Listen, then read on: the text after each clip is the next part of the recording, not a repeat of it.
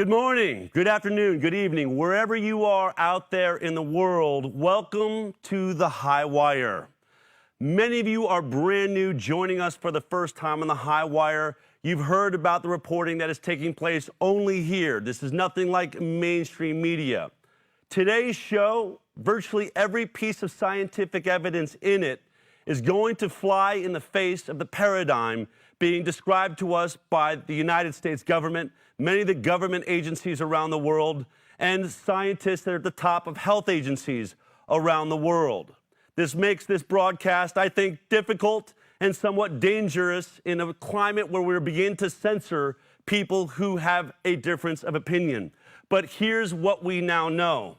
There is no longer scientific consensus across the world when it comes to COVID-19. There is now a divide that is growing every day between scientists, between virologists, between MDs, between mathematicians, on whether or not we are correct on COVID-19, whether or not we were right on the numbers, and whether or not we've been treating it correctly. I'm going to be meeting with one of those top world-renowned mathematicians later in the show. Knut Wittkowski is going to be talking to me about the math as someone who understands how we should be looking at the models. He thinks we've made a tragic mistake in how we've dealt with COVID-19.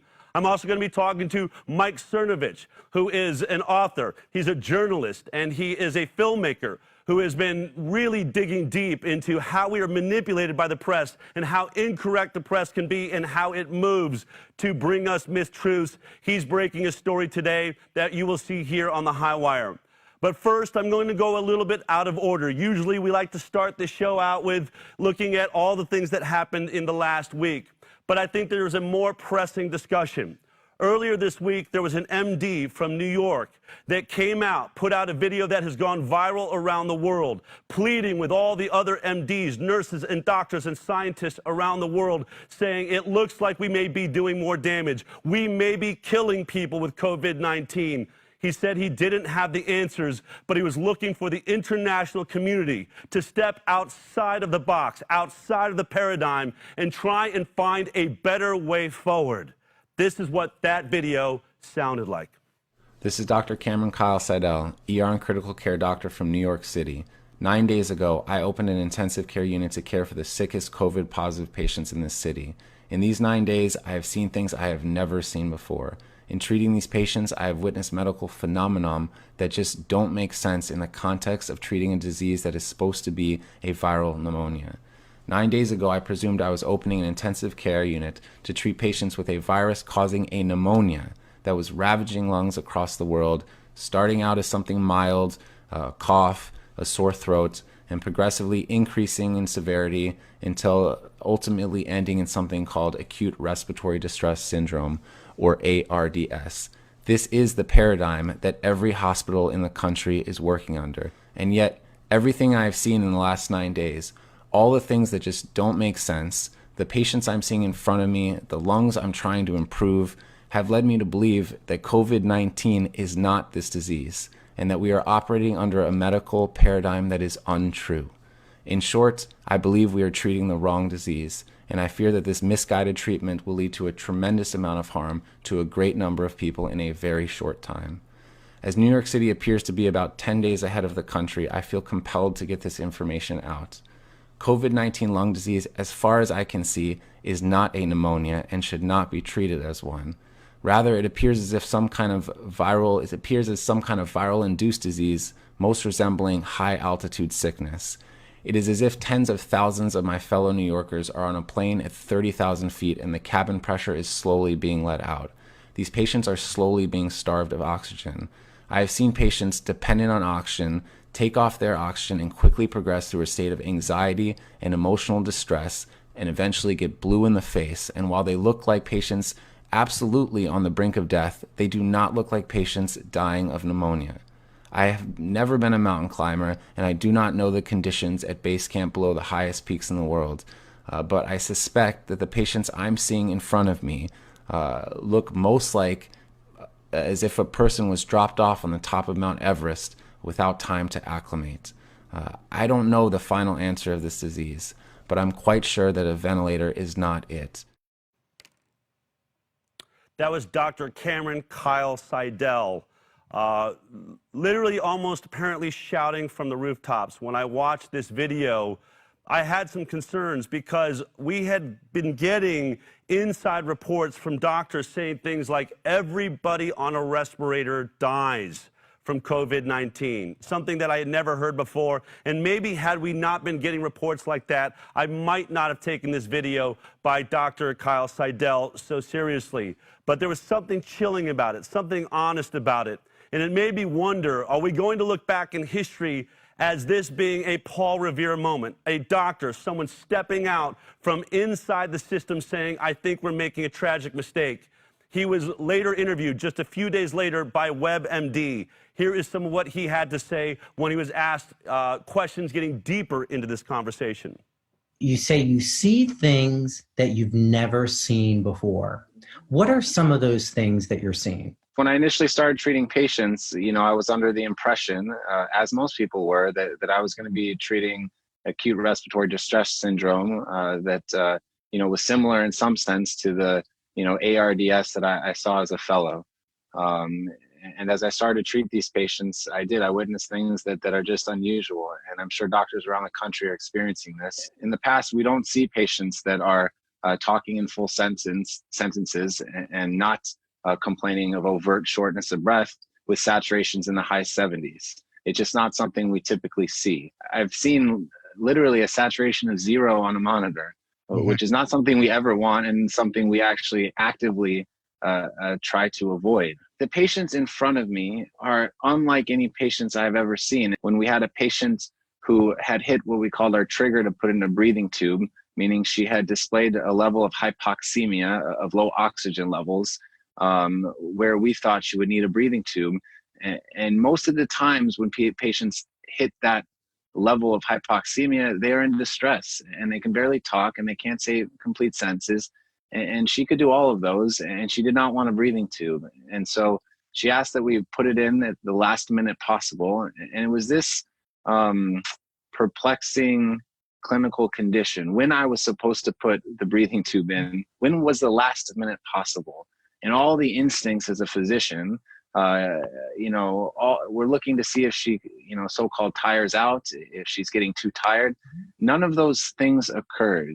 I came to realize that this condition is nothing I've ever seen before. And so I started to try to read. I sort of came upon decompression pulmonary sickness, which is, essentially the bends when divers dive and come up too quick, which seemed to have some kind of a mirror picture clinically as these patients. And then, in discussions with other people, it came up that, they do similarly appear clinically. And this is not to say that the pathophysiology underlying it is similar, but clinically they look a lot more like high altitude sickness than do pneumonia. And Gattinoni, he published something on March 20th. By the time I read what he was saying, I'd come under the impression that this just wasn't the usual ARDS that we were used to seeing. He's suggesting that the management strategy that we use is essentially somewhat flipped, at least in these high compliant patients. We may be not operating under the right paradigm, which is how have you changed your protocols then? So to be honest, I've run into a great deal of resistance within my institution. These are the protocols that are in every major hospital and minor hospital. I mean, we generally you talked about in your videos, against long-standing dogma. So what's been the response from your clinical colleagues as well as hospital administrators? So to be honest, in the ICU, I started to try to run not my own protocols, but to treat patients as I would have treated my family under with the different goals, which is to say a ventilation. However, these didn't fit the protocol. And the protocol is what the hospital runs on, what the respiratory therapists, what the nurses. I mean, everyone is part of the team.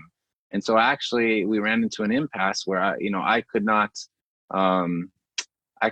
morally in a patient-doctor relationship, I could not continue the current protocols, which again are the protocols at the top hospitals in the country.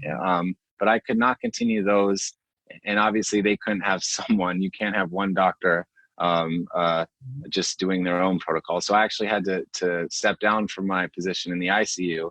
And so now I'm back in the ER. As far as how we're going to switch is we're going to take our approach differently from the traditional ARDSNet protocol, in that we are going to do an oxygen first strategy. I want to give a shout out and thank WebMD for that very thorough interview. You can go to WebMD to see the entire thing. Of course, we have just cut that down to bring the basic information to you. But I just want to go through, if you were watching it or you happen to see that this week, there are many things that were so chilling about this idea. Now remember, this is just one doctor. He has a theory. He's describing what he's looking at and saying he believes other doctors are seeing the same thing. Now remember, we are being told all around the world that for most people, coronavirus does not affect, over 99% of us are going to have maybe no symptoms at all, or perhaps it's going to be like a common cold. But for this very tiny group of people, they're having an extreme acute reaction that is demanding the use of respirators. In fact, we've been even told that perhaps we're not locking down in quarantine because there's a risk to a larger death rate, but we simply don't want to see the hospitals overrun because they lack enough respirators, which could lead to an increase in the death rate, which might make some sense. But now the question that is being posed here by Dr. Cameron Kyle Seidel is, what if this death rate shouldn't have been as high as it is because we were killing these patients with the incorrect protocol? At least that's what I'm reading into as he's describing it. And he talks about an anecdotal experience inside of, where he was working in the ICU, where he said there's like nothing I've ever seen. A patient, normally when we were going to intubate them, remember, we're going to put them in a coma. We're going to give them drugs to take away their immediate consciousness, and then put a hose, a tube, a ventilator down into their throat. And what he's saying is, normally when you're doing that, every other time when I'm dealing with, this type of crisis, the patient isn't talking to you. They're out of sorts. They're in a desperate situation. Yet in this situation, I have a woman fully coherent, talking to me, saying, I really don't want to do that. I don't want you to intubate me until the very last minute. And he said, so then I'm asking myself the question,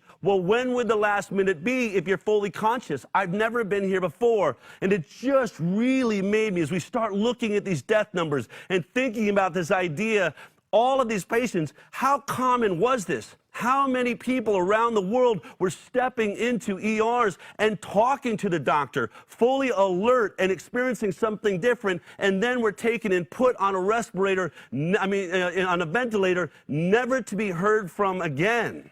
I mean, that really is chilling. Normally, a doctor must feel very good. We're losing the patient. They're not able to communicate with us. So you go into these extraordinary measures.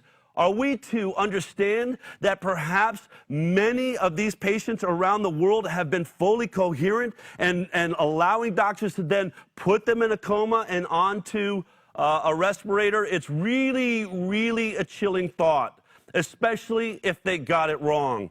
Now, in order to get a better understanding of this, I want to bring in someone that is well-trained in emergency medicine. Dr. James Neuenschwander is joining us now.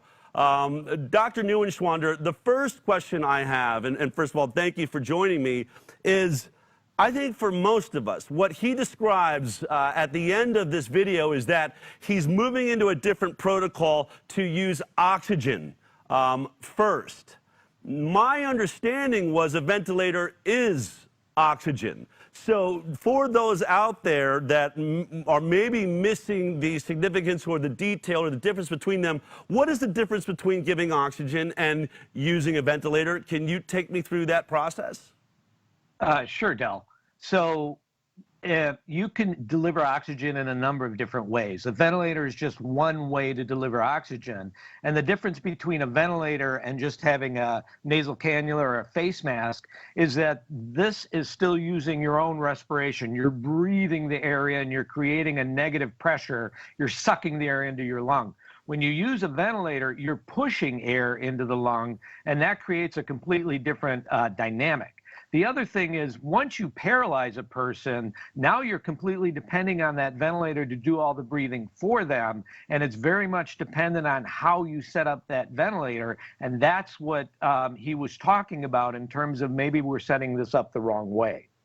Very interesting. You know, and I want to point this out. He is no longer all alone. I mean, this was just a few days ago. It was the first that I've heard of it, but now we are seeing a report. This was just in the Chicago Tribune yesterday. Let me read this. Some doctors are moving away from ventilators to treat coronavirus patients. The reason?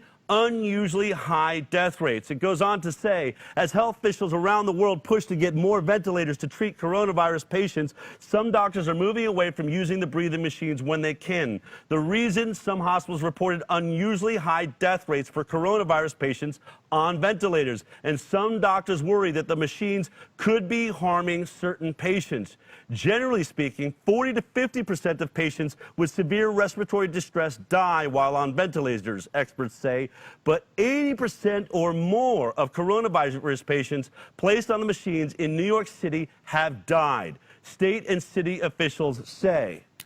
Now, why would they be dying? I mean, so first of all, what damage can be done by a ventilator that's not done by oxygen? What are they talking about? What are the risks that, you know, all of them? What drugs are being used? What is the process of putting someone on a ventilator? Well, typically, you're going to give somebody some type of sedation. You don't really want them awake. You're going to paralyze them, and that's one of the biggest reasons to give sedation. But you're going to paralyze them, and then you're going to put the tube down their throat, and you're going to put them on the ventilator. Now, once you're on a ventilator, you usually have to have pretty heavy sedation. Otherwise, you're going to be fighting this thing. So once that tube is down and you're putting that pressure in, the idea is you're trying to minimize the pressure you're using to get the job done. Because the higher the pressure is, the more likely you are to damage those lungs. I mean, the lungs are kind of delicate tissue, and you don't want to get too much pressure. Now, what they're talking about and what he is talking about is different treatment protocols. They're treating this early COVID when they're being put on ventilators as though it is like ARDS, which is sort of an end stage of a typical pneumonia kind of infection. And what they're saying in these studies is it doesn't look like that's what we're seeing on CAT scans or what you're seeing on physical exam. So the pressure that they're using can damage the lungs, and that may actually make the situation worse rather than better. Is there, you know, so when we reached out to you to start looking into this, you know, of course, this is brand new. This doctor could be wrong. I want to make that, this is brand new, a breaking story. But for those of you that are following the High Wire for the first time, we investigate with you. We are not going to come to the answers, then just bring you the answers. I am talking to Dr. Neuenschwander really for the first time. We like to have the investigation out in front of you. We have an MD in New York that's demanding that the international body of scientists come together and try and help with this issue. Now, when you heard the things that he was saying, that I don't believe this is a pneumonia, I don't see fluid in the lungs, that there appears to be much more flexibility to these lungs, that they don't have difficulty moving their lungs, which is why you would use a ventilator, they seem to be starved of oxygen. What were your thoughts on that, and where did you look to try and see, is this a different type of illness? Yeah, well, it turns out that one of the doctors that was involved in northern Italy, in the outbreak in northern Italy, Dr. Gattinoni, actually published an editorial piece in one of the journals, and he showed differences in the CAT scans between these patients. So when you typically look at a CAT scan from a patient that has classic ARDS, which is what all these protocols are for, their lungs have fluid in them. They're whited out. There's a lot of heaviness to the lungs. But you look at the CAT scan of patients that are in the earlier stages of COVID where they're short of breath and they don't have very good oxygen saturations, and their lungs don't look that bad. They're dark on the CAT scan. There's plenty of oxygen. The entire lung looks like it has air in it, and it's not all collapsed and full of fluid. So he actually published that probably a week ago. It's just, you know, it takes time for this stuff to come to light, and there are just paper after paper after paper every day trying to figure this out. So you have to go back to, all right, we are assuming that the problem is with the lungs. The lungs are not exchanging gas the way they're supposed to. And that's where you start using a ventilator. And remember, we are trained as doctors, when in doubt, intubate. Intubation is the safest thing you can do. Now you have control of the airway, you have control of the lung, you have control of the oxygen. So we have to fight against that training in this situation. And we have to be willing to put up with a patient that has lousy oxygenation. So what he was saying was, if it's not the lungs, what is it? And in fact, and I know that we just saw, you forwarded this to us, this study out of China. Can we see this headline really quick? I believe this is still under peer review, but obviously in China now, a study come out. COVID-19 attacks the 1-beta chain of hemoglobin and captures the porphyrin to inhibit human heme metabolism. It goes on to say this, that can we bring up the next slide? Okay. At the same time, Orflab, a lot of this I'm going to have you explain.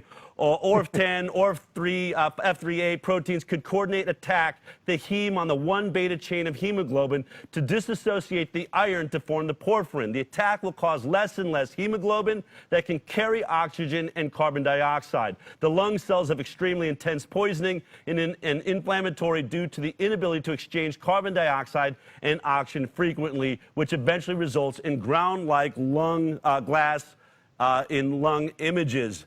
I mean, it sounds like, if it just from my perspective, and perhaps you can give me a better understanding, that this may not exactly be a respiratory issue or a respiratory disease, but something more like a blood disease. Am I getting that correct? Right. So the whole idea behind the heart, the lungs, and the circulation is to deliver oxygen to tissue. Tissue needs oxygen to work. That's what we use for our respiration. Without oxygen, eventually the tissue is going to die.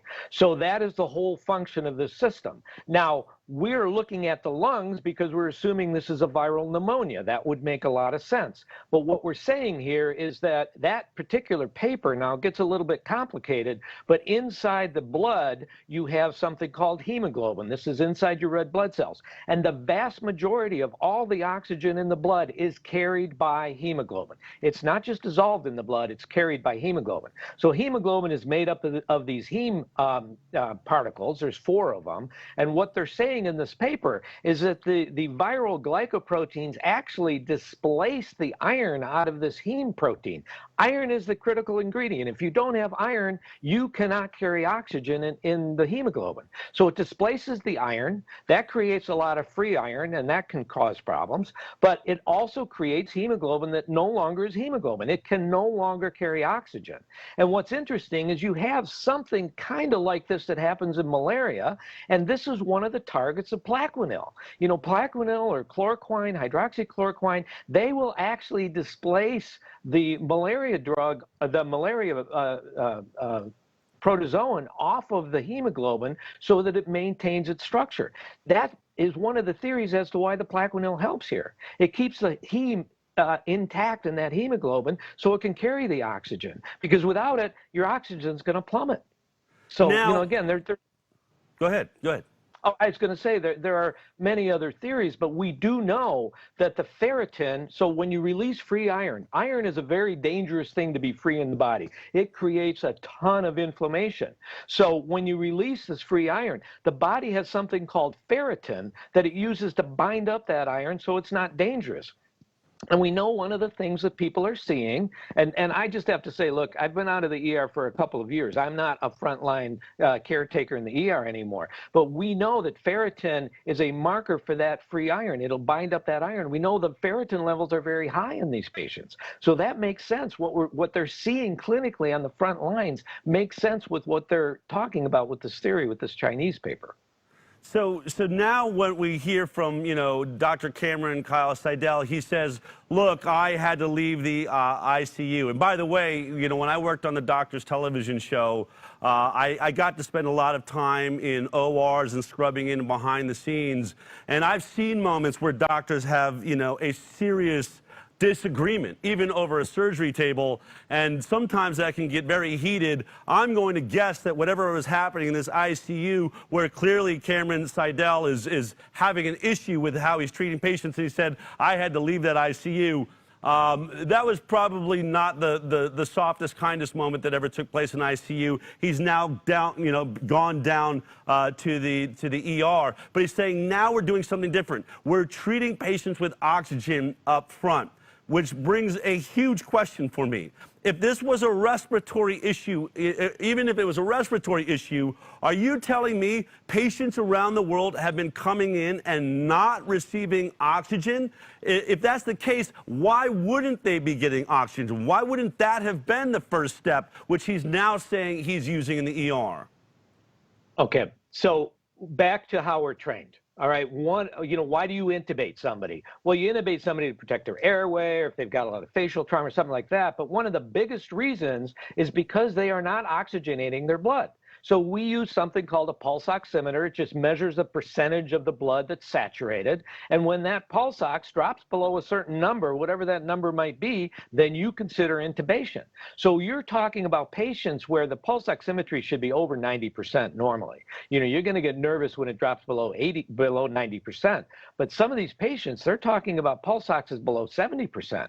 So of course, your training is going to say, we need to intubate these people. Your protocol is going to say we need to intubate these people. So it's not a matter of oxygen, because I'm sure all of these people are on oxygen. If you have low pulse ox, the first thing you do is you throw them on oxygen. If that doesn't work, then you try other methods, and if those don't work, you intubate. That is the whole protocol. So it's really a matter of what he's talking about is using a protocol of other ways to deliver high flow oxygen and do everything you can before you intubate somebody. And then if you do intubate somebody, you don't use the ARDS protocol, which is low volume and high ventilation. You use the opposite. You use a higher volume and a lower ventilation, and you don't use these high pressures that you need in ARDS, because you just don't need it. You're just going to cause damage if you do that. Now, So when again, you talk about other forms of delivering oxygen, I'm still curious. Before we get to this ventilator, he's doing something different. So what are the other forms of oxygen that can be delivered that he's now moving into? Right. So none of these are optimum. So one, the simplest would simply be to have a nasal cannula and then a 100% face mask over the top of that. The second is what you're showing here, which is a high flow nasal cannula. Now you can actually deliver quite a bit of oxygen this way. The machine can deliver up to 50 to 60 liters per minute of oxygen. So that is a lot. The trouble with any of those, once you increase the flow, then you have the problem of, are you spewing virus into the air? Okay. And then a step up from that nasal cannula is to actually put on a tight-fitting mask and use some type of positive pressure. So either CPAP, which anybody who has sleep apnea is familiar with that, or BiPAP, which is kind of a modification of CPAP. But again, that keeps you off the ventilator. But those are getting into that positive pressure. You're blowing air into the lungs now, and you're also aerosolizing all this virus, and that makes it a risk for other people. So is that perhaps why, right there, what you just said, aerosolizing the virus, do you think that's partially why we weren't moving in that direction around the world? Is a concern that we were going to aerosolize it all over the hospital? I believe so. I believe that was a big concern for using CPAP and BiPAP type masks.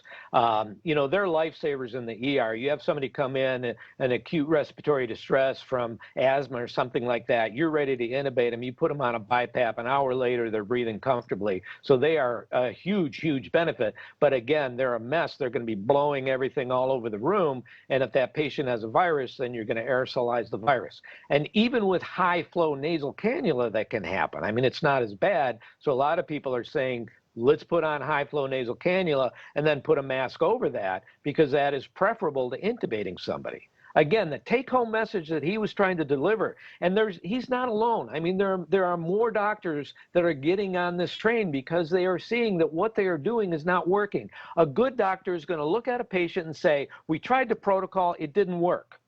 Why? What else could be going on? Do we have all these microclots so the blood isn't flowing to the lung? Do we have a problem with the hemoglobin? Do we have some other type of respiratory problem that we're not thinking of? Why isn't this working? And then walk back from that and figure out a solution to it. So there are a lot of people out there that are a heck of a lot smarter than I am that are figuring these things out because they're on the front lines and they're seeing what does not work.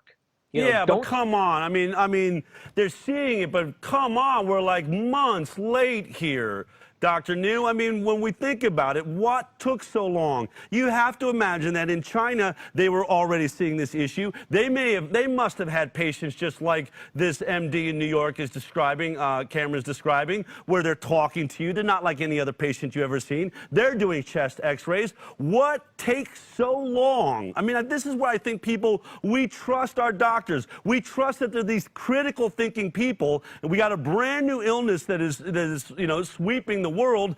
Aren't they all sitting at a table together going, hey, I'm calling you, you're calling me, we're talking to CDC, there's something different here? Why are we only finding out right now because one doctor was bold enough to get on a camera, risk his career, and speak to the world? What is wrong with medicine that is taking so long?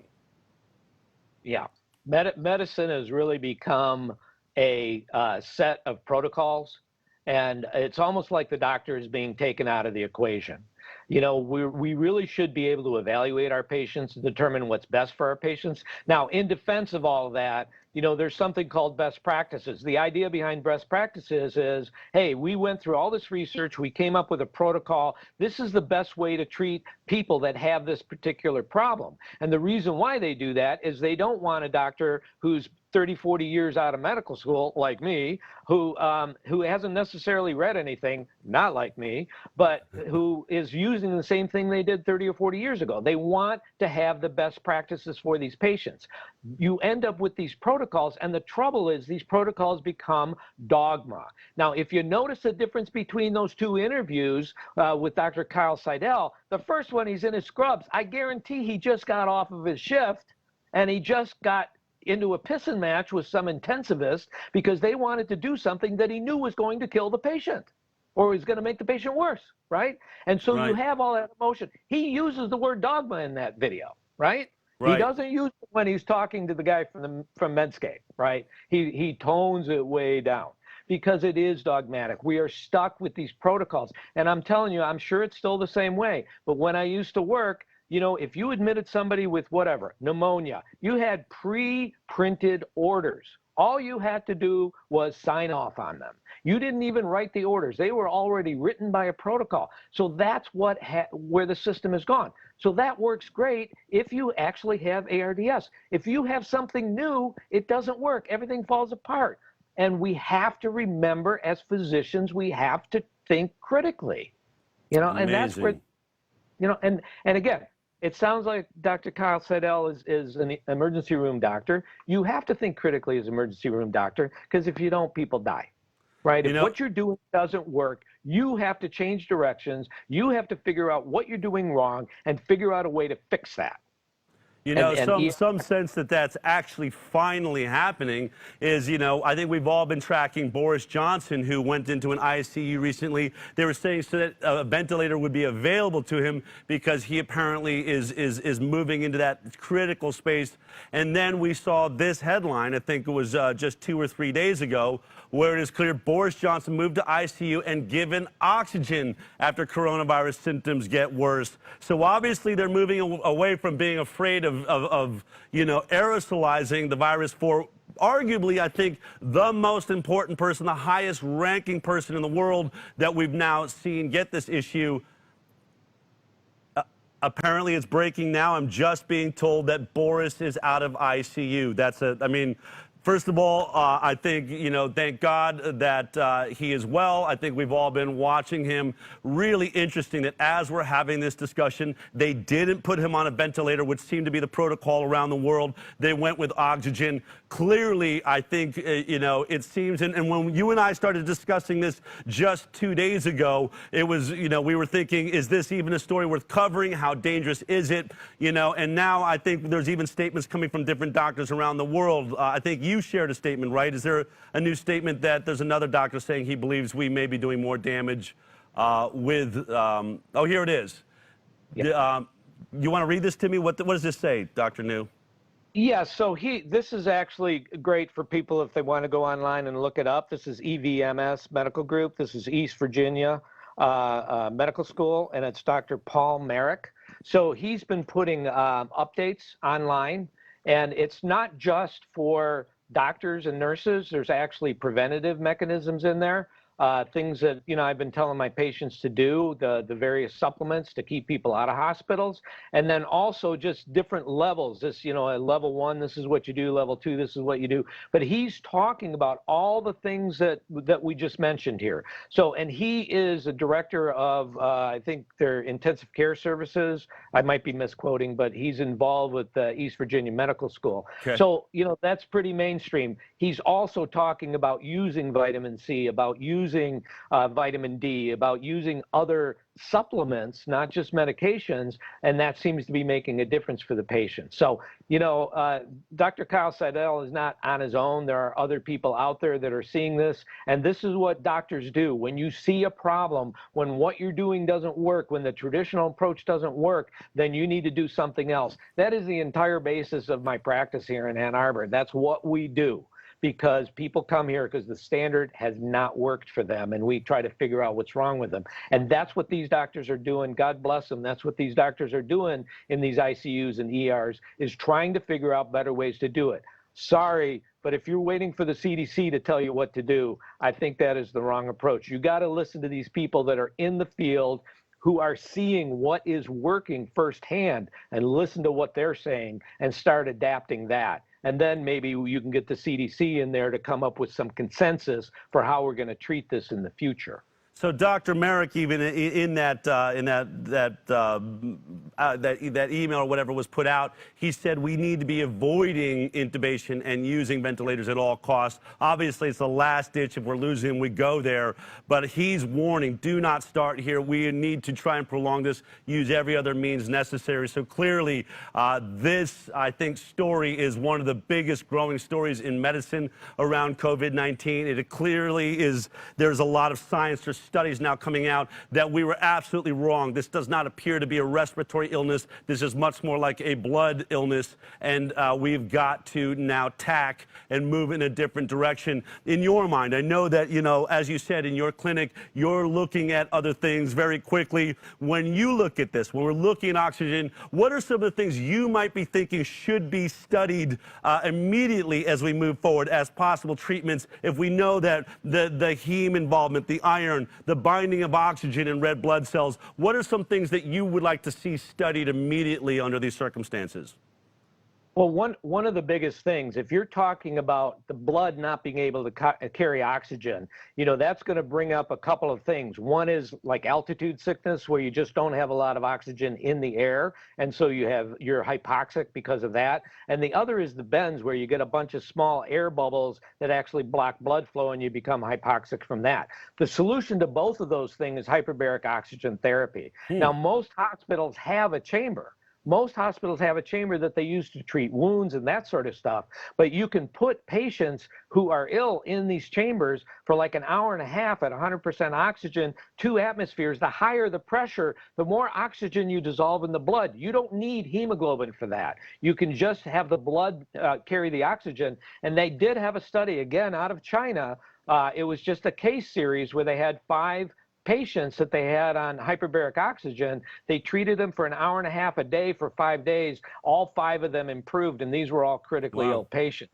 So they all improved significantly. So that seems to be one mechanism to change it. And the other thing to remember, too, is because of this, cytokine storm, I know you've spoken about this in your other show, because you have this cytokine storm, you get these tiny blood clots in the blood vessels. They're not going to carry blood the way they're supposed to. So most of these institutions are also using blood thinners, things to break up blood clots. And some people are even talking about using clot buster type drugs that we use for heart attacks. All right. Wow. And then the other big thing is, at the end of the day, you have to reduce the viral load. You want to keep working on what else can we use. We know that there's some evidence behind Plaquenil. Well, what about other drugs that are anti-protozoan like Plaquenil? So there's a paper out there on a drug called nitazoxanide. The brand name in the United States is Alinea. appears to have similar benefits to the Plaquenil. So we should be looking at these things, not just saying, oh, it's dangerous. No, these are approved drugs in the United States. We're just using them off-label for things other than what they were approved for. And we do that all the time. I am tired of hearing people talk about how dangerous Plaquenil is. There are side effects to it like everything else, but it is a very safe drug. And you're talking about taking it for 5 or 6 days. Right. Wow. Well, Dr. New, thank you for that incredible download. Thank you for your research on this. And obviously, you know, we'll bring you back on if there's any shift in this. I think that brings a lot of clarity to what I think is perhaps one of the biggest stories in the world as we speak right now. So take care, keep up the good work, and hopefully we see more studies on things like hyperbaric and other drugs that may be able to address what now appears may not be the respiratory infection we thought it was. Thank you so much for your time. Thank you, Dale. You know, obviously, sharing a story like this is dangerous. We think about, you know, this is brand new territory. And here on the High Wire, like anywhere else, we don't want to get it wrong. But I also think that it's important to think about what Dr. Kyle Seidel is saying. We need the ability to, as a world, work together in moments like this, to bring the great scientific minds. It shouldn't have had to wait until, you know, this Dr. MD, months into this issue, where now tens of thousands of people have died around the world, to find out that we may actually be killing them because we are going about this the exact wrong way. We are using the wrong protocols. But this fear, this concern amongst doctors to speak out, to speak to each other, the fear for people in media to be able to tell the truth, and more and more and more, we are seeing this dangerous move into censorship, where people, you know, like Dr. Seidel, that maybe goes on YouTube, is at risk of having that video taken down because it does not fit the protocol or the paradigm that our government agencies want you to believe in, that the CDC wants you to believe in. You see now how dangerous it is to have the CDC saying to YouTube and Google and these places, don't allow any information. Call it, go ahead and say that it's a conspiracy and decisions like that. We may be on the verge of watching citizens, and because doctors can speak to each other, actually making a gigantic difference right now, which is why I really want to plead with you. If you're watching the High Wire for the first time, or if you've been, watching us for a long time, there's a really good chance that doing stories like this is going to get us kicked off of YouTube, is going to get us kicked off of Facebook. So when you come next week and you look for us and we're not there, we need to be able to continue to communicate with you, and you need to be able to continue to communicate with us. So whether or not you're donating and helping us do the work we're due, here's what I would really love for you to do today. Please supply us with your email. Go to thehighwire.com and go /watch. On that page, at the bottom of the page, it just says subscribe to our email list. We are not going to be burying your email with the sale of drugs or the sale of even vitamins or water purification systems or gasoline or anything like that. We simply would like to have your email. Should we come into a crisis moment in this nation that is descending into oppression as we speak, you know it's happening. You cannot even go out in a park right now without getting arrested. These are dangerous times, folks, and we need the freedom of speech to be available to us. That may mean that at some point, if we're censored, you want to be able to find us. We would like to be able to say to you, we have been shut down in the places you're used to seeing us. Here's where you're going to find us. We are not going to stop, but they could do serious harm to free speech if we can't get to you. So please take the time today and just sign up to our email list. And guess what? I have a little bonus for you if you do it this week. If you sign up to our email list, you're going to get a little video that we just simply couldn't fit into the show. I went out and got tested for COVID-19 this week. Here's a little taste of what that moment was like for me. This is really weird. It's like being in a science, it's like outbreak or something like that, with all these people around with masks. And imagine if this becomes mandatory. All right, we're in the tent now. There we go. So here we are. We're waiting for 15 minutes to find out, have I had COVID-19? Have I not? It makes me wonder, in government, are they thinking about the repercussions of people testing all over the country? And, what you believe about illness. Natural health people see this very differently than people that are very pro-pharma and use drugs and take vaccines. And all of the different types of people that are going through this scenario right now are going to have to find some way to move forward with each other. Here we go. Hello. Hi, good afternoon. I see that you came in for COVID testing today. Yeah. There's testing for 2 antibodies there, IgG and IgM. Okay. So you...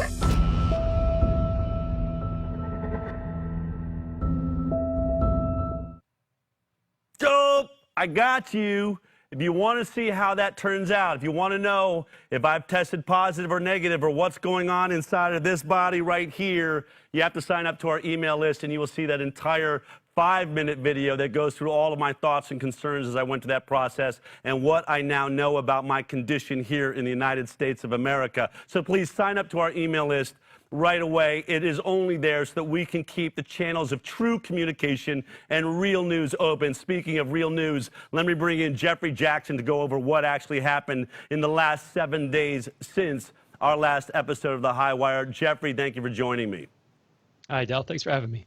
All right. First of all, I rarely get to point this out, but not only are you doing all of this great research for us and following what's going on the High Wire, there's so oftentimes that I can't cover everything that we're talking about, and you've been writing you have an incredible blog going on at thehighwire.com called The Jackson Report that is bringing nuance and deeper facts and points to many of the things I'm talking about. So I want to thank you for that work, and everyone should know you really got to stay in tune with The Jackson Report every week. For those of you that know how to read, it's really a great way to get your information. All right, Jeffrey, what happened this week?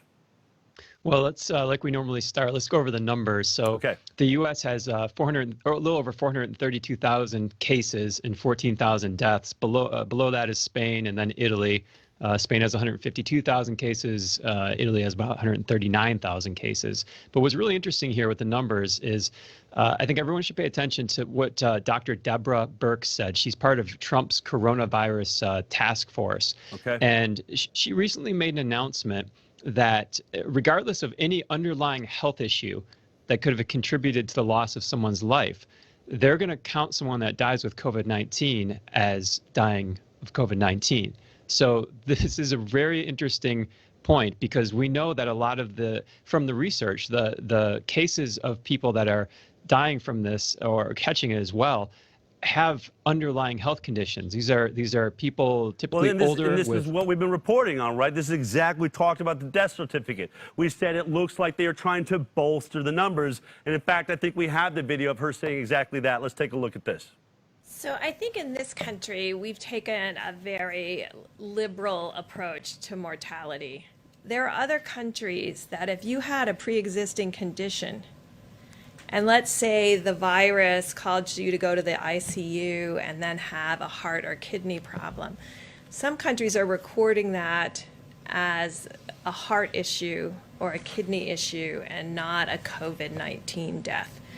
Right now, we're still recording it, and the great thing about having forms that come in and a form that has the ability to mark it as COVID-19 infection, the intent is right now that if someone dies with COVID-19, we are counting that as a COVID-19 death.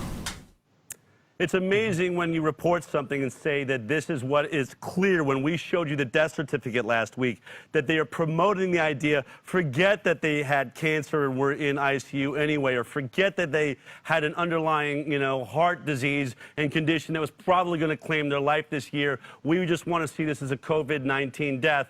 I've been talking about this in my house, and my 11-year-old son actually asked me the question. He's like, so Dad, if someone's in a car accident and they end up like chopping off their arms and legs and they're now in the ER and they end up bleeding to death, but while they're in there, they're tested positive for COVID-19, are they going to call that a COVID-19 death?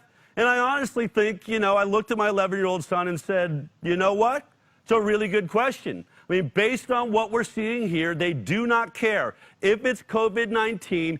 if you're dying with it, then you're dying from it, it flies in the face of what we're told coming out of Italy, right? That in Italy, they said when they went back, they clearly saw that 88% of the cases, you had to say those underlying conditions are what killed them, not the COVID-19. So they're really bolstering these numbers. They are really, and they're saying it right to our faces. We are going to blow these numbers up. In fact, you have a couple other reports that show reasons they might also, in ways they might be bloating this. What's that about? Yeah, well, another possible angle is the CARES Act. This was the stimulus package, the third phase of the stimulus package passed last week and signed by Trump. The CARES Act reimburses hospitals' Medicare rates for the care of uninsured COVID-19 patients. It also adds 20% increase in Medicare reimbursements for COVID-19 hospitalizations. So these are two data points that are very interesting when you start looking at these data numbers. So they're actually saying, if you call it a COVID-19 death, we're sending more money your way. You don't have to worry about if that person in the ER is uninsured. Don't worry about it. They'll be covered as long as it was COVID-19, and we're seeing a big problem with this. We're seeing doctors, and I'm not going to get deep into this because we know it's happening now. This is now becoming a mainstream discussion that the Highwire shared just last week. We see doctors speaking out against this, saying, this is insane. I've never had to do this before. Yes, I've had patients in the past that were dying of heart disease or lung disease or cancer that had the flu, but they didn't tell me I had to call it a flu death because that made no sense. And now they're tying my arms behind my back. You can go online and see these videos everywhere. All right, let's talk about the numbers. Where are we at? What else has happened this week? Well, there's been a big pushback towards the World Health Organization. It started, arguably wherever it started, but last week we saw the Deputy Prime Minister in Japan come out and really rail against the World Health Organization. In the article, he said, quote, people think the World Health Organization should change its name. Deputy Prime Minister Taro Aso said while speaking in the Japanese parliament on Wednesday. According to translators, it should be called it shouldn't be called the WHO. It should be called the CHO, which was the China's health organization. Wow. So those are big words to say in a parliament by a deputy prime minister. And then right after that, you have President Trump. This was 2 days ago on Tuesday. He came out and said that he announced that they were going to cut funding, the U.S. funding to the World Health Organization. He later backed it off a little bit, but the president's 2021 fiscal budget package does have in there that they're going to take away from 122 million that's the U.S. is funding the World Health Organization. They're going to bring that down to 58 million. And the U.S. is the largest funder of the WHO, which is something that I wasn't even aware of.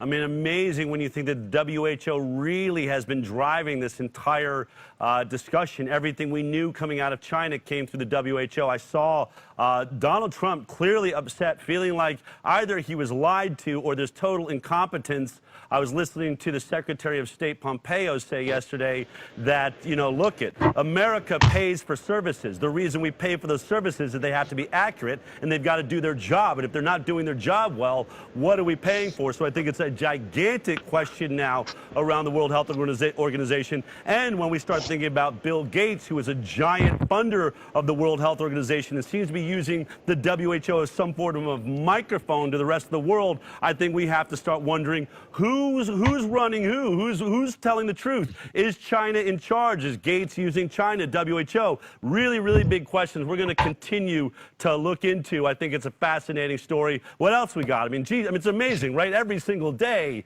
the news is just exploding.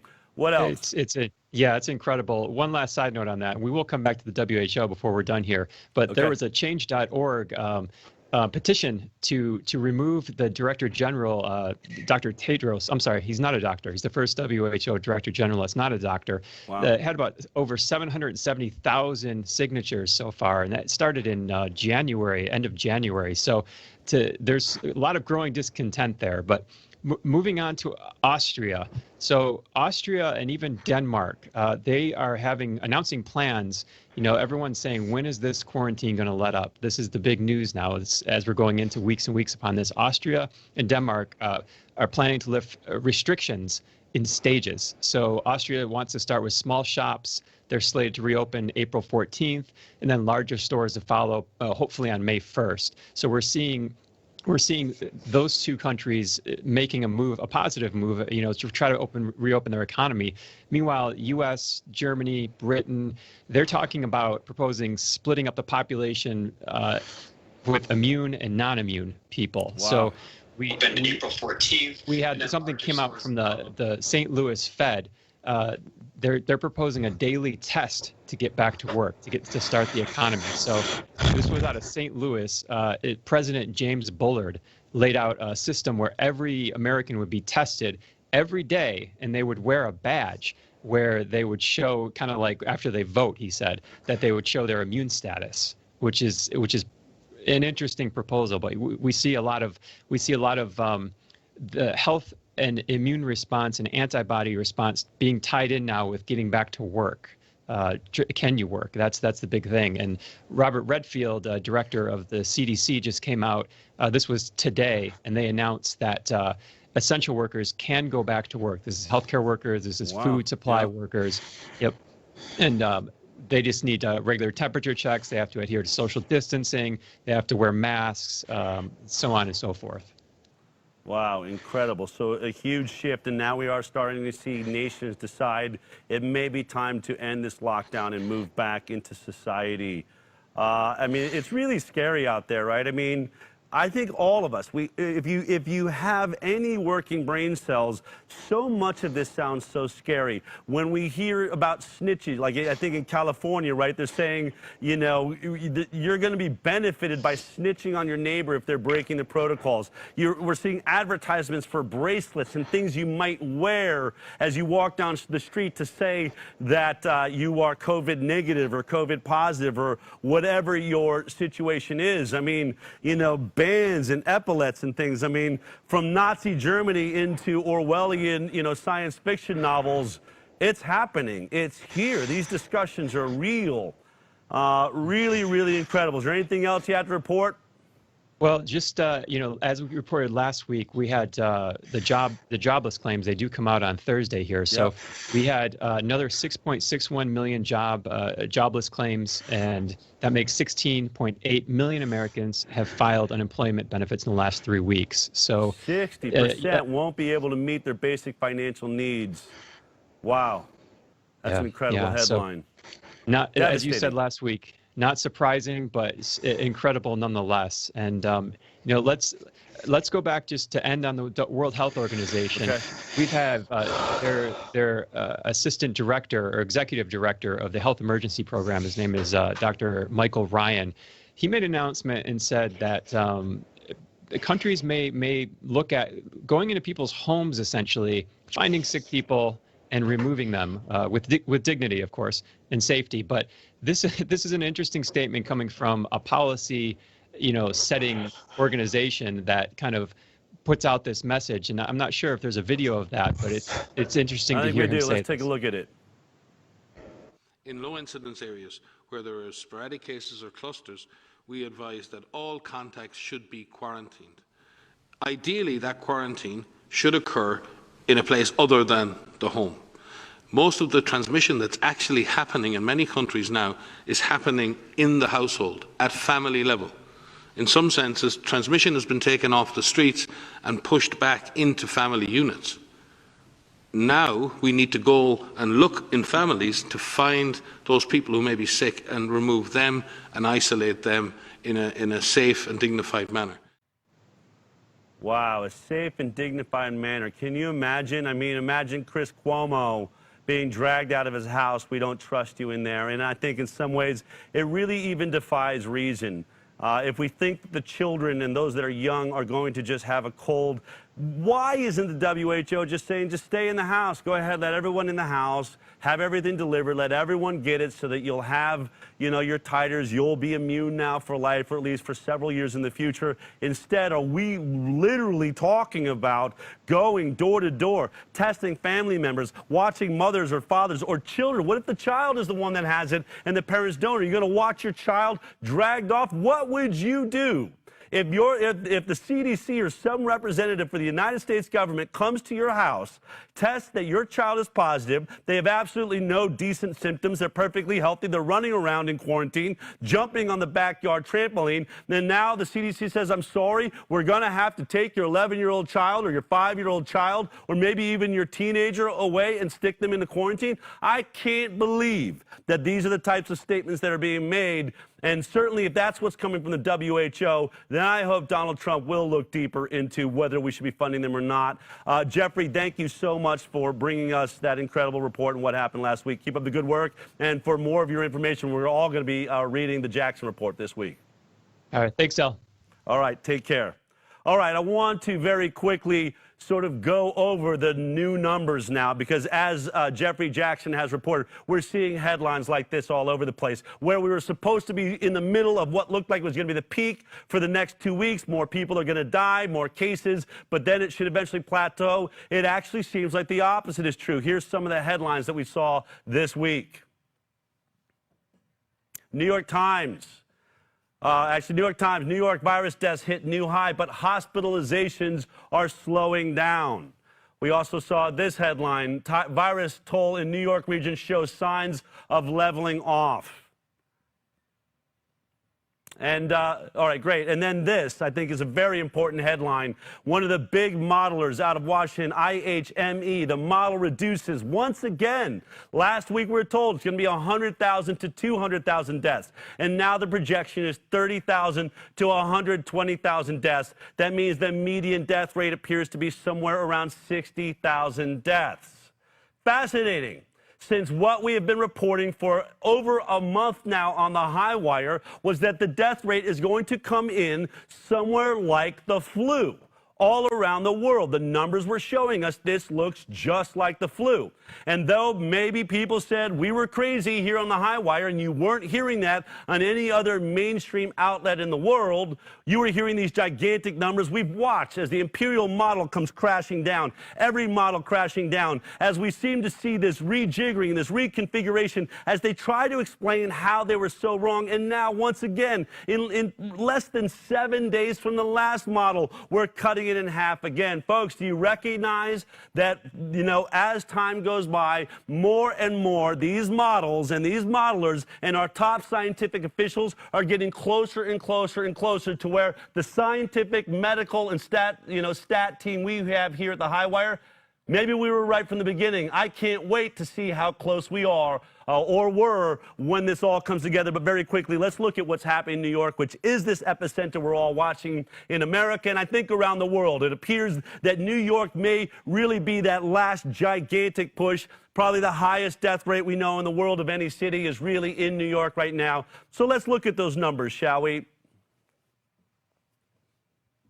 All right.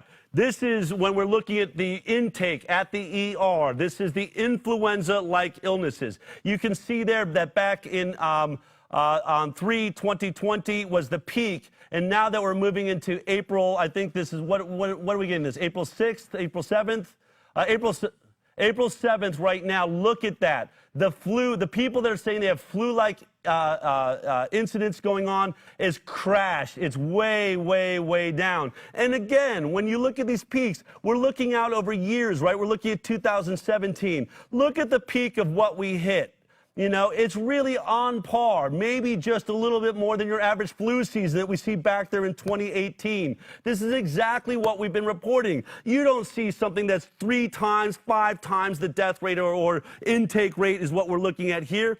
It's right on par with what we see, maybe a slight bit higher. But now, unlike what we were told by Donald Trump and by the Fauci and Birx and the modelers from Washington, it isn't continuing to increase. We're seeing it drop over the last several days. Other interesting info when we look at that ER data, let's take a look at this. This is respiratory illnesses. These would be other reasons you might be coming in. Remember, there's nothing, when we look this up, there's no way to look at COVID-19 intakes. You have to sort of break it down into what they list them as. Respiratory illnesses are crashing way, way, way down. A couple of other things we looked at. Asthma, way, way, way down. In fact, if you look at diarrhea and vomiting and all these other things, everything is going down, down, down. In fact, I believe that was a quote by James Redfield, by the CDC, saying the models are going to be off, the numbers are way, way, way down. Then, of course, this chart, so important. We showed it to you last week. When we hear about Deborah Birx saying